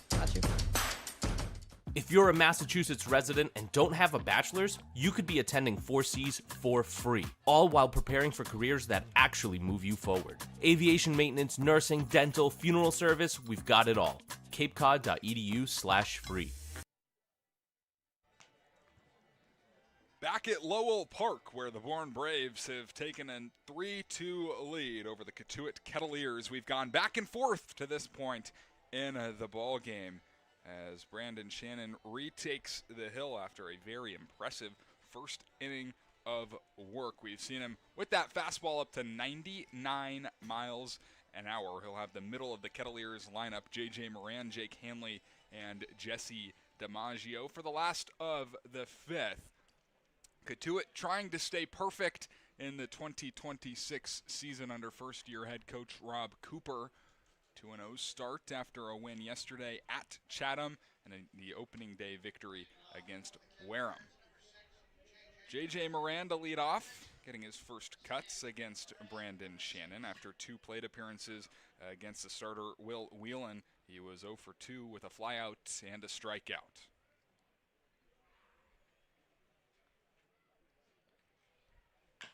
First pitch swinging in a chopper back over the head of Shannon. Going to be a tough play. No play to be made. It sneaks into right field. Turning for second is Moran. Heads up base running. Has J.J. Moran standing safely on second base. It was a couple of errors in the top of this inning by him at third. Taking advantage of one here to start. There you go, JJ. Realize that infield's tough to play with the thick grass. Says, let me just ground one in the infield, and gets a good break. Second baseman Schaff had to come in charging as Moran runs well. You saw it as he headed to second on that play as well. Just no one covering the bag. The third baseman, Caraway, had to come over and cover it, and runner on second. Jake Hanley takes outside ball 1, and the official scorer, I guess I should say, is saying that was a double. J.J. Moran will definitely take that. Sure will. Didn't touch the glove of Schaff, to be fair. Usually a telltale sign. And he probably would have been safe at first. That would have been a tough play. 1-1 on Jake Hanley, who did not have any sort of success against the lefty Whelan. Was 0 for 2, struck out twice. Cotuit very quickly here with an opportunity to retie the game in the 5th inning.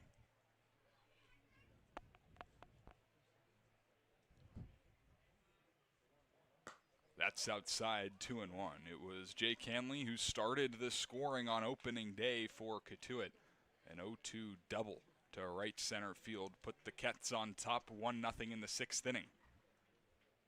A guy that can provide the clutch hits from time to time. 2-1. Fastball, line drive, caught at third base by Caraway, and they're able to double off Moran at second. You know, I was almost going to say that this feels like the type of pitcher that Jake Hanley would thrive on. Such a simple approach from the left side, quick to the plate with the fast arm on the mound, just taking that velocity right where it's pitched, and he did exactly that. It was just right into the glove of Caraway, and for Moran, had to freeze on the line drive, didn't really know where that was going. Obviously want to be in position to get across, round third, and possibly score if that trickles into the outfield. Unfortunate. So that will erase the leadoff double, I say in air quotations, as Jesse DiMaggio takes strike 1. This is quite the opportunity for Jesse DiMaggio, a Division II player at Westmont. Probably not seeing a whole lot of guys that throw 99 miles an hour in the Golden State Athletic Conference. But he faced 98 on opening day and took one the other way for a single, so clearly has the capability to take what's pitched to him, no matter the velocity.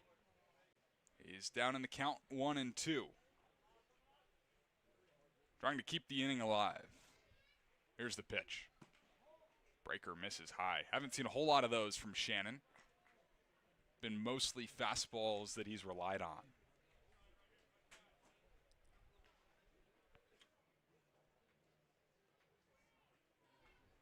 Two and two with 2 down. Fastball is lined softly into center field. Stutzer moving over and in. That'll drop down. A base hit for Jesse DiMaggio. His second of the summer, first on the night, and a 2-out base hit. Well, there it is again. Simple approach at the plate, just throwing his hands at the baseball and staying back on the fastball, driving it where it's pitched. That probably would have scored Moran from second base.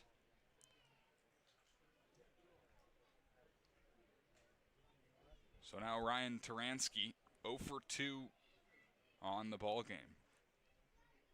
First at bat against Shannon as he'll take a strike. Still looking for his first hit on the Cape as a Ket. Spent the last couple of summers with the Royal Oak Leprechauns, where he was a good player, hit nearly 270. Had an 897 OPS last summer. But he's down in the count here against Shannon, 0-2. Bourne leading 3-2, bottom of the 5th inning. 6 hits for Cotuit, just 2 for Bourne. Hasn't led to much success yet. I think you see the breaking ball right here. 2 fastballs painted on the outer corner, and Taransky kind of getting timed up on his approach. Seems like he might throw the slider in the dirt, try to get Taransky to chase. 0-2 on the way. Inside out swing that'll drop foul.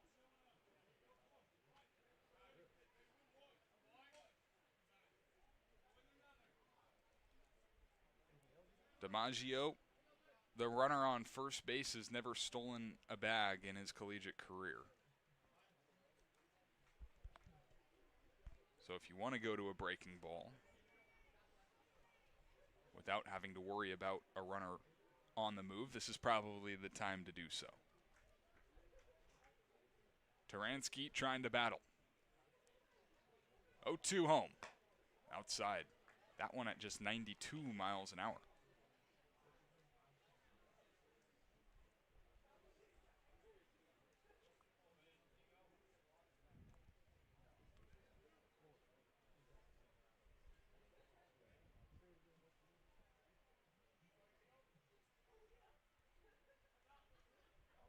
DiMaggio's going to take off. The pitch is a breaking ball that's spoiled, backing out of play by Taransky.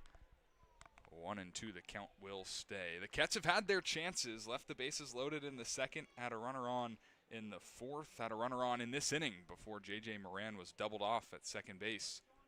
Sharp line drive off the bat of Jake Hanley.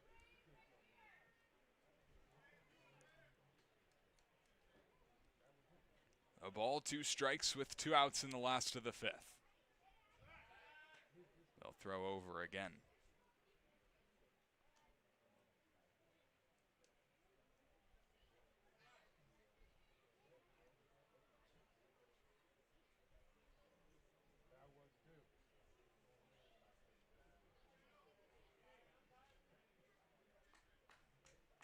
Shannon letting the pitch clock wind down before he throws over for the 3rd time to first base in this inning. Or in this at-bat, rather. Paying close attention to DiMaggio. Got a good jump on the breaking ball last pitch. Trying to keep him in check. Shannon way ahead, 1-2. Pitches swung on and missed. DiMaggio was running, does not matter. 2 hits in the inning, but Brandon Shannon escapes the frame with the double play. Cotuit trailing by a run as we go to the 5th on Cape League TV. A Generac generator from Mercier delivers more than reliable backup power. It delivers peace of mind. Peace of mind that comes from knowing our expert technicians, knowledgeable staff, and emergency service team are here when you need us most. As one of New England's leading Generac generator dealers, RCA provides a 10-year warranty and regular maintenance services to ensure your home stays protected. RCA, powering your peace of mind. That is not anything you've already been saying. Try it, then buy it. Rent a new cat for up to 90 days. Then apply 100% of the rental cost to the purchase and save. The Milton Cat Rent to Purchase offer. Try it, then buy it. Go to miltoncat.com/RPO. Cape Cod 5 is proud to be the official banking partner of the Cape Cod Baseball League. Cape Cod 5 offers a broad range of financial products and services tailored for every stage in your financial journey. Reach out to us. We're here to help. If you're a Massachusetts resident and don't have a bachelor's, you could be attending 4Cs for free, all while preparing for careers that actually move you forward. Aviation maintenance, nursing, dental, funeral service, we've got it all. capecod.edu/free.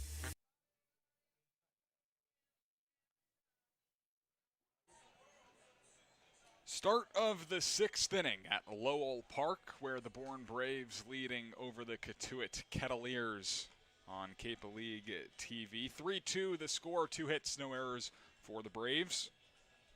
6 hits, 4 errors, kind of the story for the Kets in this ball game. Hadn't struggled with defense whatsoever in the first 2 ball games, but a couple of unlucky plays, or hops, I guess you could say, for J.J. Moran And the Braves were able to take advantage of that, scoring a run on the error in the 5th inning. And the Braves, the top of the order for the 6th. The Braves are not one of those teams where you can make errors against and get away with. And on the past 2 innings where there's been 2 errors, Braves have scored at least 1.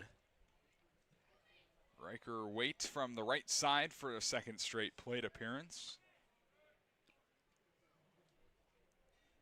2 at-bats off the starter Grady Bivens. Went 1 for 2, then got hit by Adam McElvey in the 4th inning. Looking for a little bit of sweet revenge, perhaps?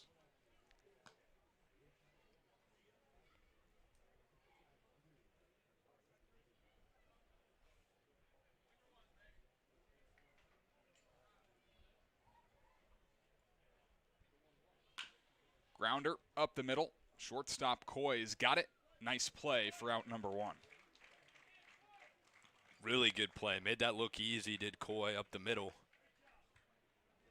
Speedy runner Waite heading over to first base. Now 31 pitches for Adam McElvey.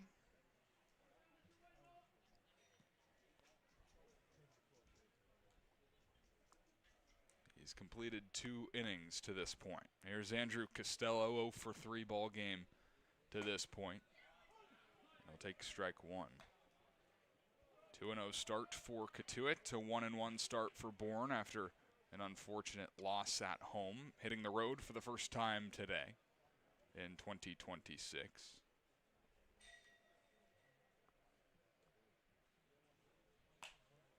McElvey ahead, 0-2. Yeah, McElvey's come out in this top of the 6th and really focused on finding the zone. Getting up in counts. 0-2, favorable situation now. Can go to the off speed, can go back to the fastball.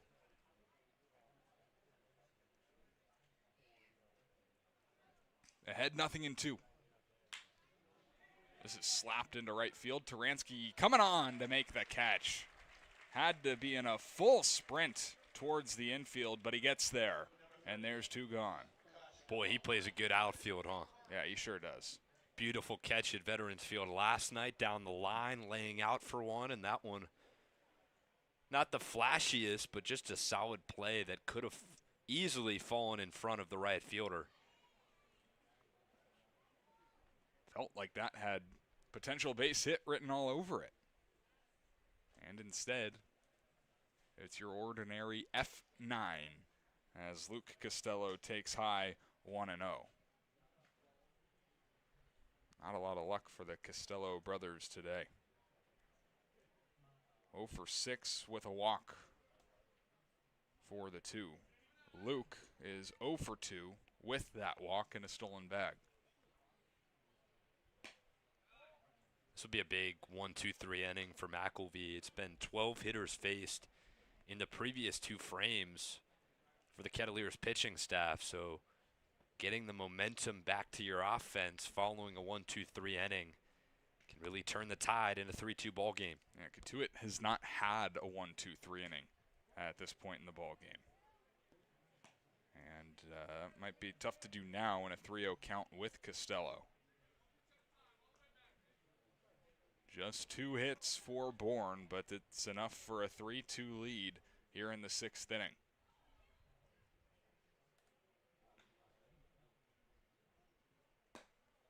That'll be a strike. Costello was headed to first. Lizio gives him the bad news.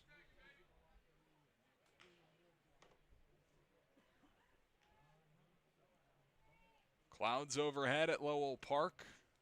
Sun beginning its descent. The 3-1. In there for strike 2. Not afraid to go to that slider inside to a righty. Gutsy pitch and a 3-ball count. Solid work back pitch. I want to go to that again. Let's see. 3 balls, 2 strikes, 2 outs in the top of the 6th. McElvey looking for the first 1-2-3 inning for Cotuit, and he should get it. He will get it. A 1-2-3 top half of the 6th inning for Adam McElvey, and the Braves go scoreless. We'll step aside. Bottom of the 6th coming up. Cotuit trying to tie the game on Cape League TV.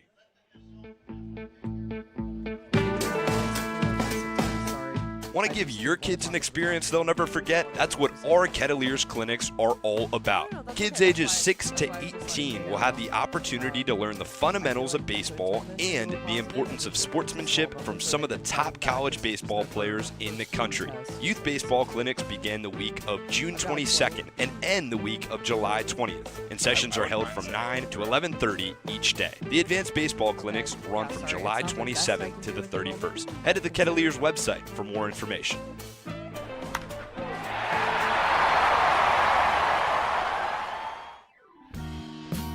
Kettleers welcome ZoomInfo.com as a premier sponsor for the 2026 season. Smart businesses use ZoomInfo. It leverages data to unlock useful insights, and it allows you to know who to reach out to and how to reach them so you can grow your business. Unlock insights, engage customers, and win faster with ZoomInfo. Yeah, we can do that. Yeah, I'm up for that.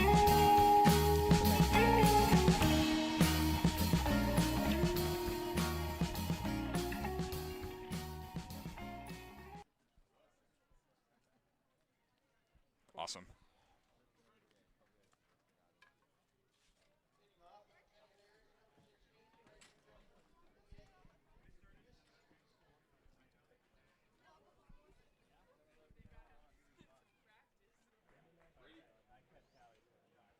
Brady Christman set to lead off the 6th inning as Cotuit trails 3-2. Brooke down over by the dugout right now. Brooke, this is the first time that we've seen Cotuit trailing in a baseball game. What are the vibes like down there right now?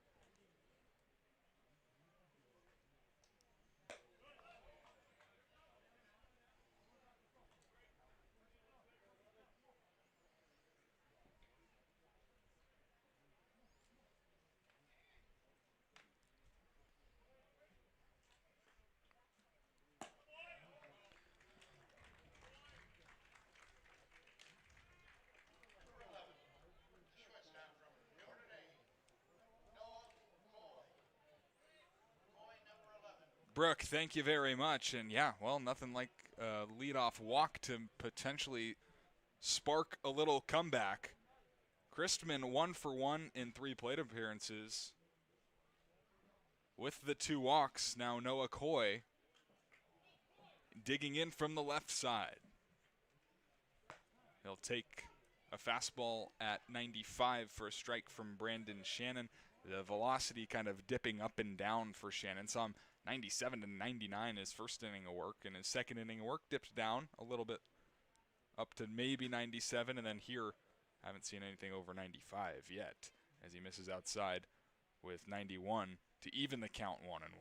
Yeah, it could have been amped up in his first outing on the Cape, throwing some gas from the right side, but this feels like the inning Cotuit has to capitalize, especially with the 4-pitch walk to start off the inning.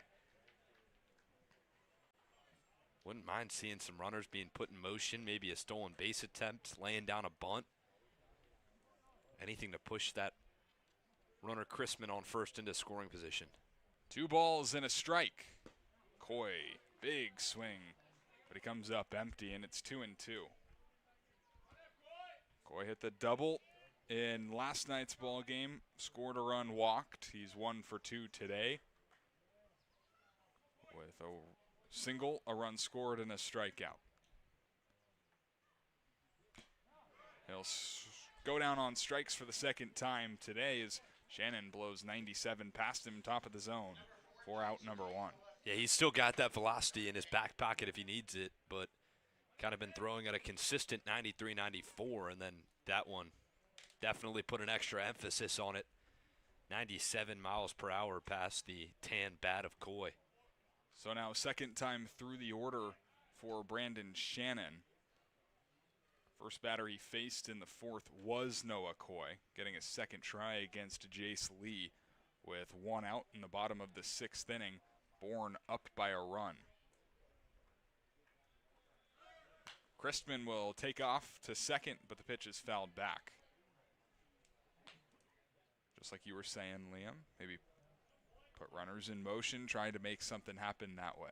Yeah, it's been the one flaw with Shannon on the mound is he throws 97, 98, but with that, you got to have a big coil back to get in your back foot, to get the velocity, get the power moving down the hill to get that, and that's good for running on. So you see Christman leading off first base. Try and keep him close over there. Christman only stole 3 bags during the spring at Georgia Southern. Check on him again. Stealing bases hasn't exactly been in the cards for Cotuit yet in 2026. It wasn't last year either. No team stole fewer bags than the Kets in 2025. Lee will take low. Snap throw to first, gets into right field. Now Christman going to try for second. He'll get there easily as Costello was playing deep in right field, had to crawl up to get that one. And a runner in scoring position on the throwing error by the catcher, Andrew Costello. And there you go. Move the runner 90 feet closer into scoring position, forcing throws over to first base. And that's the first error for Bourne of the day. Every time we've seen Cotuit kind of getting maybe a little more aggressive, we've seen opponents falter at times in the early goings of the season. Talked about all the errors committed for opposing teams against Cotuit this year. That's number 8 in just 3 games. It's 1-2 on the left fielder, Jace Lee. Still looking for his first hit as a Kettleer. 1-2. Slider in the air, right center field. That will fall in, a base hit. Costello has it. He's going to come up firing. The throw to the plate. Christman will score. And Jace Lee's first hit as a Cotuit Kettleer ties the score at 3 in the 6th. Beautiful piece of hitting the other way. He was loaded back for the fastball, and then when the breaking ball came, stayed in the box, flicked that the other way. Good piece of contact. Christman was moving, realizes that was dying with 1 out. Got a good jump on things. Thought for a second there might be a play at the plate with Costello's arm in right field, but 3-3 ball game. Isaac Sturgis, number 9 man, takes high. How about that? Coming up clutch. First hit as a Cat is a big one. Well, Jace Lee has crushed the baseball at Notre Dame this season and just trying to find his footing on the Cape. That could have led to him having some success. And Jace Lee hit 13 home runs and 12 doubles, a .609 slugging percentage at Notre Dame in 2026. Not a lot of slug on that one, but an RBI is an RBI. A hit is a hit. Sturgis takes outside 2-0.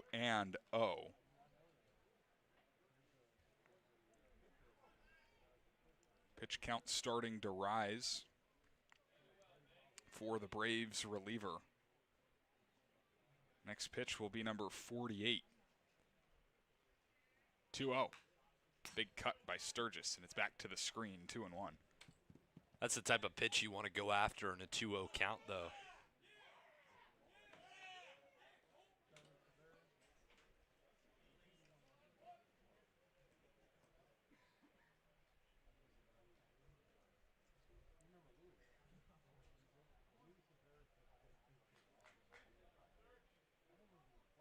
Clouds covering the field of play here at Lowell Park. Pretty dark environment right now. 2-1. popped up right field, not deep. Costello coming in.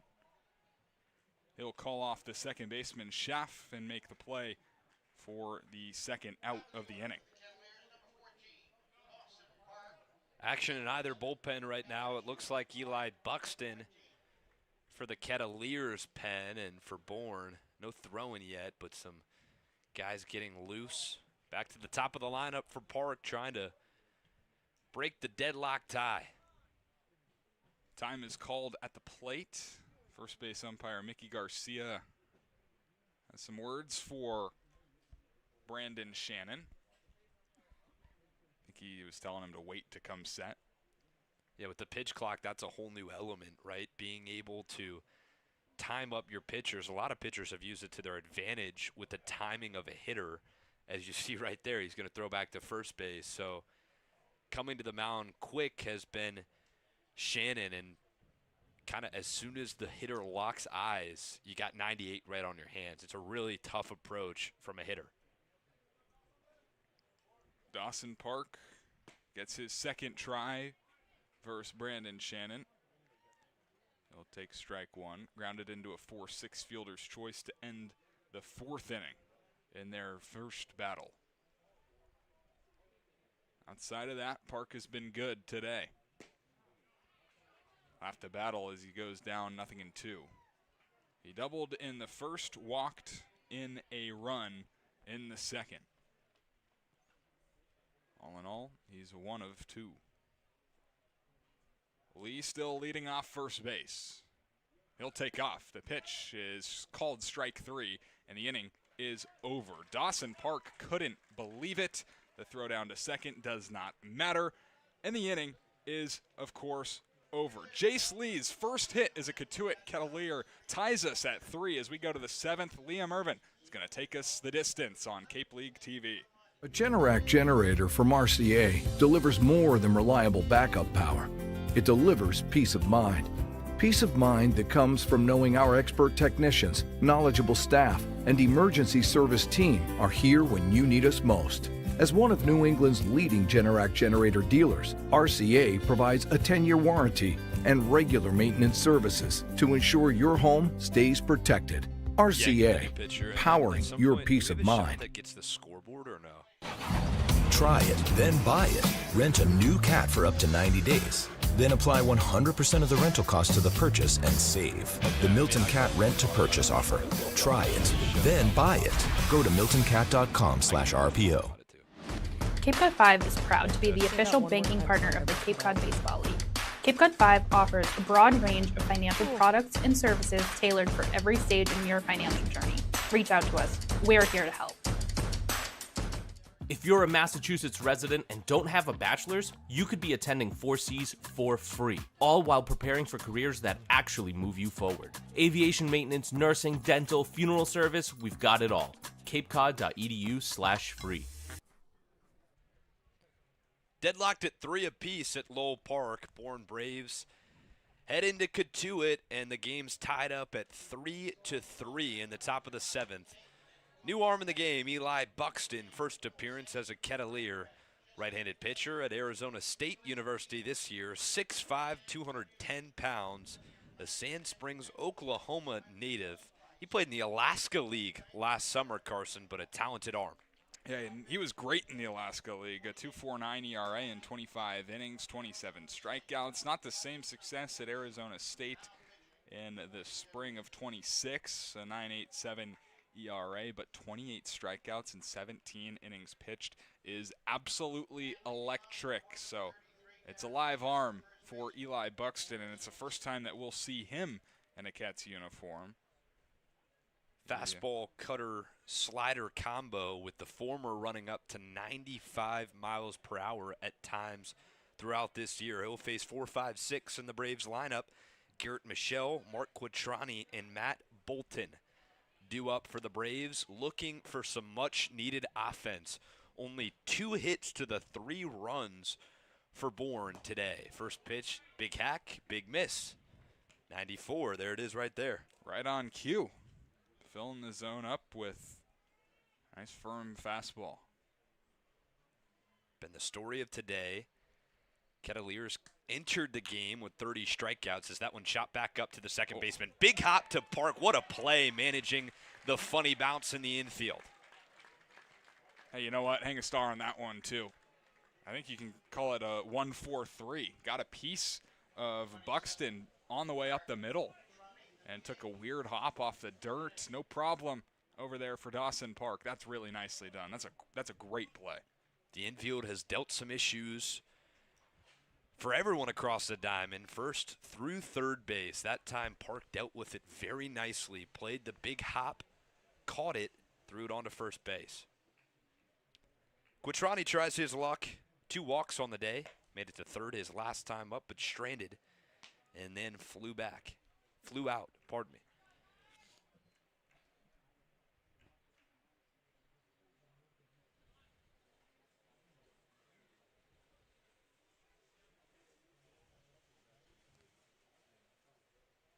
Buxton's innings doubled in his 26th season. Another play for the infielders. This time it's Coy who will try, receive, fire.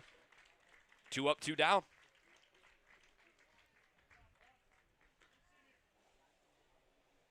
Buxton's looked solid. It's been kind of an ironic day for Bourne, though. Yesterday they had 10 hits against Harwich, but only 3 runs. Today they've only got 2 hits and the same amount of runs. Baseball is a funny game. It finds ways to twist your brain around every single night. Brave staff has held strong despite the 7 hits from the Kettleers today. Last chance for the inning as Matt Bolton fouls one into the parking lot here at Lowell Park. Cloud coverage has been an issue. Finally, the clouds kind of shift to an even point on the field. So looks like everyone, maybe besides the right fielder, Taransky, has a clear view now. Sun in effect with the 5 p.m. first pitch. Buxton's 1-1. Misses high and out. Got that straight over top delivery with a firm fastball. This is going to be a fun pitcher to watch this summer. And he's 6'5", Carson, so that release point really high over the top. Drops the breaking ball in. Count evened. It almost reminds me of James Karinchak a little bit. Remember him, the reliever for the Indians or Guardians? Absolutely. Just kind of sits back and lets it fly from a really upright release point. That one got a little too up top on a breaking ball and threw it 58 feet, skipping off the plate. Count runs full. 3 balls, 2 strikes, 2 outs. Eli Buxton was a late arrival to the Cotuit Kettleers roster. Joined the squad for opening day. First appearance as a Ket. Payoff pitch. Fouled back.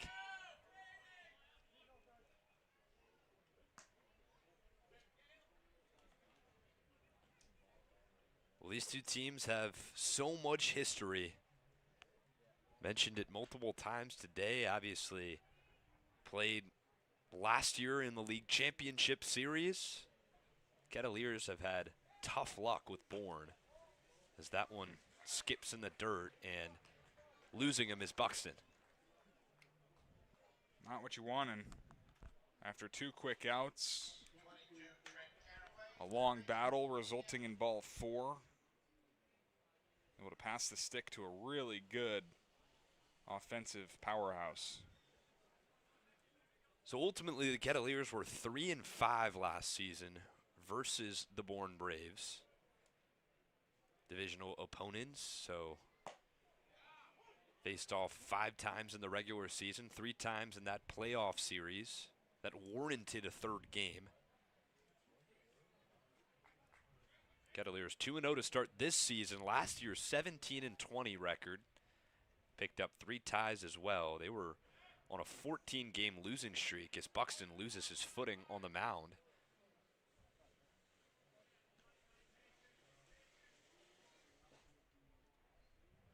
Copy.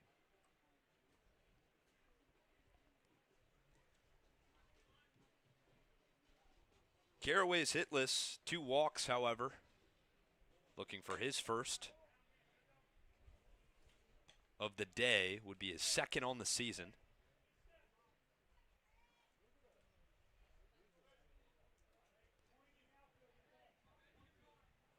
Infield playing pretty normal depth. Hanley will hold on the runner Bolton at first. Buxton looking for a quick one. Just a hair high. DiMaggio tried to pull that one back into the strike zone. Well, obviously early season trying to get everyone different looks, but the catching depth has been a bright point for the Kets so far. That's been an evident thing. Chopper to Moran. He's already got 2 errors today, and that one will result not on Moran's end, but a drop by Park at the second base bag. Tried to go the easy way to second base, and the ball just popped out of Park's glove last second. Yeah, it looked like it hit off the very end of the glove. Didn't watch it all the way through, all the way in. And the defensive struggles continue for Cotuit. It's a 5th error. It is, partner. 5 on the board, flashing up. That's a lot of errors. Caraway finds himself to first base. Bolton was hustling down to second, so it was a tough play either way. Would have been bang, bang at the second base bag.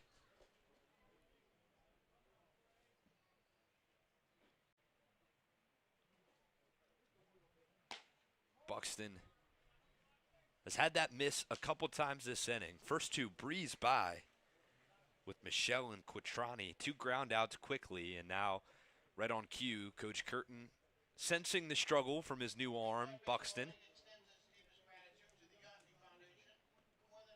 Yeah, you talked about the miss. It's with a guy like Buxton, a guy that throws so far over the top, it's typically going to be, when he's missing, it's going to be either up or down, because just the arm path, if a guy's more 3/4, kind of dropping down to the side a little more, it's going to be spraying from up and into a righty, down and away to a lefty. But since Buxton is throwing it from a release height of probably 8 feet, maybe more, he's going to be missing up when he is missing. And that's what it's been today.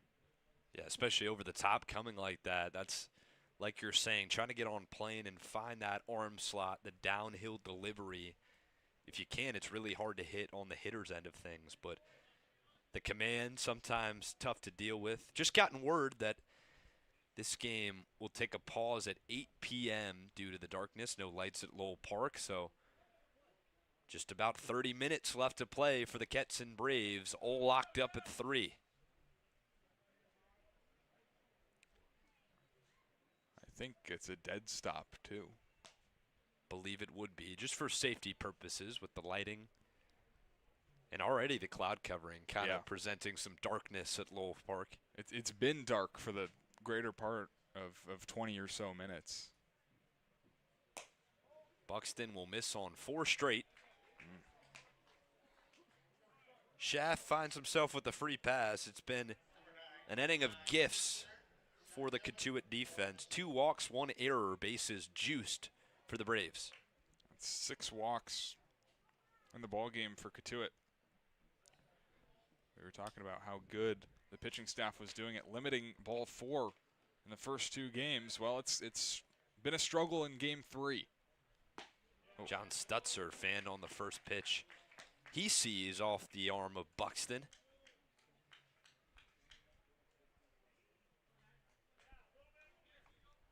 Oh, 1-2 down.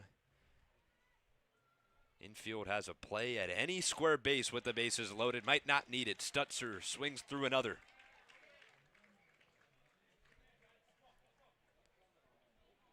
Top of the 7th. Cotuit pitching staff has limited the hits, only 2 on the day. A lot of free passes. Buxton trying to work around a bases loaded jam in the top of the 7th. Misses.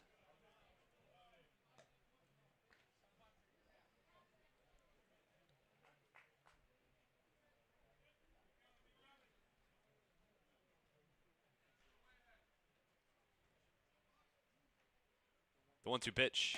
Sits down Stutzer. Buxton works out of a bases loaded situation. Strands 3 runners left on base on 2 walks and an error. No hits, no runs. 3 left on base. 3-3 the score. About 20 more minutes left to play at Lowell Park, right here on Cape League TV.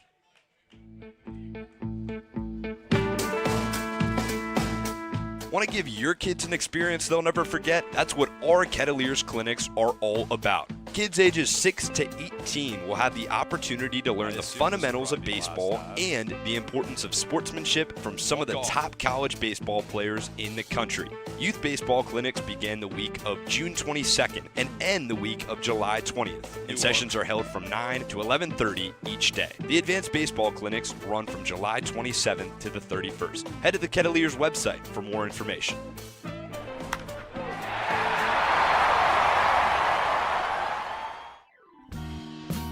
The Kettleers welcome ZoomInfo.com as a premier sponsor for the 2026 season.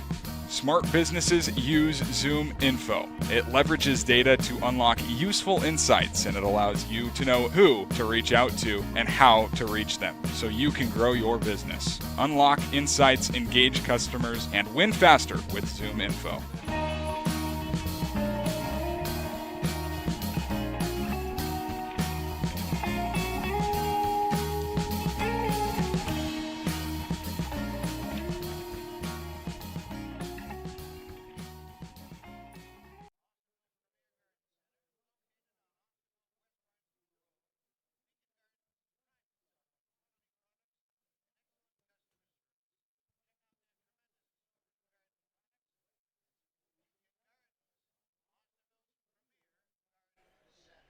Cotuit defending home field with 3 on the board. Bourne right there with him with another 3. Could be the last half inning with 20 minutes left of light at Lowell Park. Liam Ervin alongside Carson Mercier, third member of our crew. Brooke Killgore has been with us as well. Kind of the last chance for the Kettleers offense and a new arm to do it against.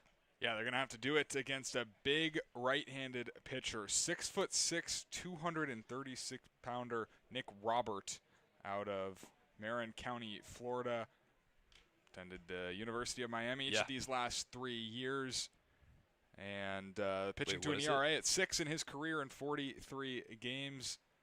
And, Liam, this could very well be the last frame that we see because of these clouds and the field being so dark. The umpire's chatting it over. Yeah, you see the coaches of either side having a conversation here. It would make sense for the home team to get the last chance. But just a conversation. That was Coach Rob Cooper, of course, out there in Bourne. Coach Scott Landers talking with our umpiring crew today. Tony Litzio, Mickey Garcia, and Chuck Furlong. Gets third baseman J.J. Moran will have a chance. Most likely the last half. That means all that's needed is 1 run, partner. Brick by brick here. Put something together. At bat by at bat. Moran's had an up and down day. 2 errors in the field, but has a double at the plate. Trying to help himself out on the new arm, Robert.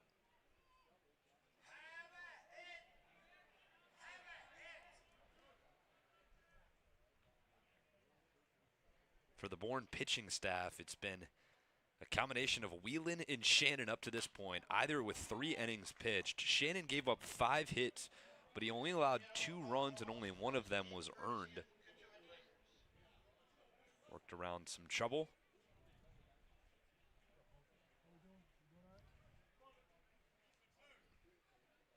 Moran faces an 0-2 count to Robert.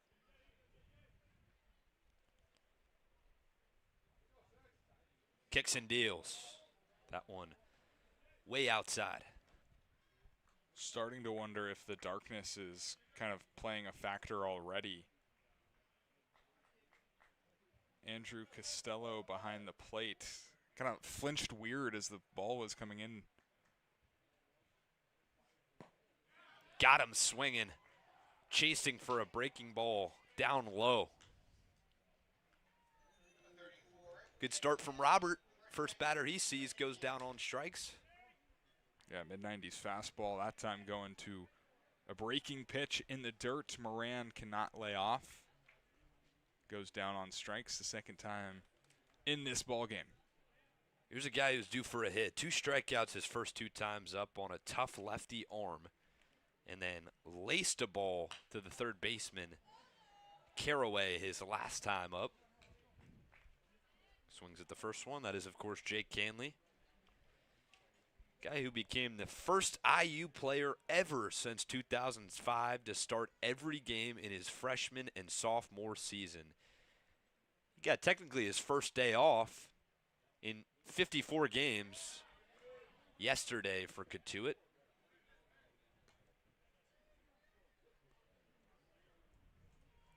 Super valuable. Looks like they'll call for the big fella in the on-deck circle. Take Davis grabbing his bat and helmet and standing in the on-deck circle. A pinch hit opportunity as that one chopped back to the pitcher, Robert, who jumps up, snags it with one hand, and quickly Davis was called upon by Coach Rob Cooper. Now he'll have possibly the last chance in this game for Cotuit. Nice athletic play, first of all, by Nick Robert. 6'6" kid going up, getting that one. PFP, nice and easy. And this is going to be a fun battle. 2 monsters of humans going at it right now. Well, Nick Robert listed at 6'5", 230 pounds. Take Davis, 6'4", 220. For possibly the last out of the game in the bottom of the 7th, Take Davis got today off. He was sitting on the bench all day. Homered last night in his game in the first inning. And he'll take the first pitch high and out. I think he should be pretty rejuvenated. I heard that he got some fuel in between the last couple of innings. Got a pretzel, ready to go. He's all fired up, stretches himself out. 1-0. Oh. Big hack. Oh. Davis liked that pitch, jumped out of the batter's box, ready for it. That's a fun swing right there. Knew he missed it. Got a hittable pitch. Well, I think everyone in the ballpark is thinking as we are, Carson, the guy with the most home runs this year in collegiate baseball. 1 out remaining. Trying to maybe just put one over the right field wall. Not on that pitch, though. Taken low. Hogan Denny will also grab a bat and head his way to the on-deck circle, so just in case Davis reaches. The 2 hottest bats in the Kettleers lineup who had the day off today will try their luck against Robert. 2-1 pitch. Lost it. I don't think that Robert wants any part of Tag Davis right now. It's a smart decision considering the power that this guy has. Uncle Glenn played with the Kettleers. He was a first-round pick. 3-1 pitch. Off the hands of Davis. Chasing over is Caraway and not able to reach up to it. Jammed him. Went in with that fastball. Usually, as a right-handed pitcher, that's the last place you want to go to a left-handed batter. Down and in. I think Davis could just drop barrel and watch one fly, but Robert, no fear, going right after him. Even down in the count, 3-1. Game set to possibly cap off at 8 p.m. Could be the last chance for the Kettleers, and it's a full count. 3-2, 2 outs to the pinch hitter, Davis. Robert works down the mound. Got him. Swinging. Big punch out for Robert. And that'll wrap things up.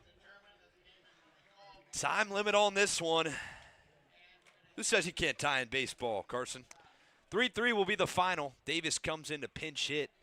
Out on strike, says that was a 1-2-3 inning for Robert. Much needed as the Kettleers shut out in the final 2. Carson, final thoughts? Well, it's really not often you see a game end in a tie, but no lights.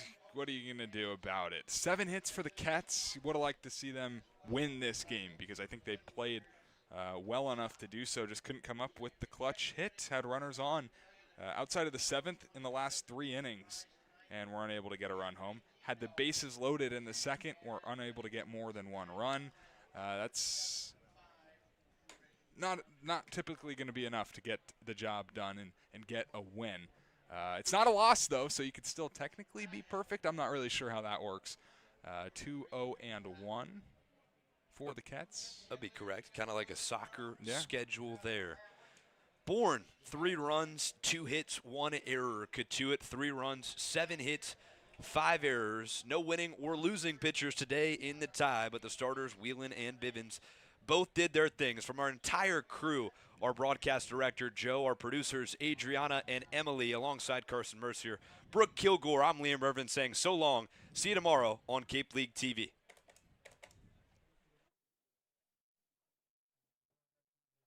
Awesome. Thank you.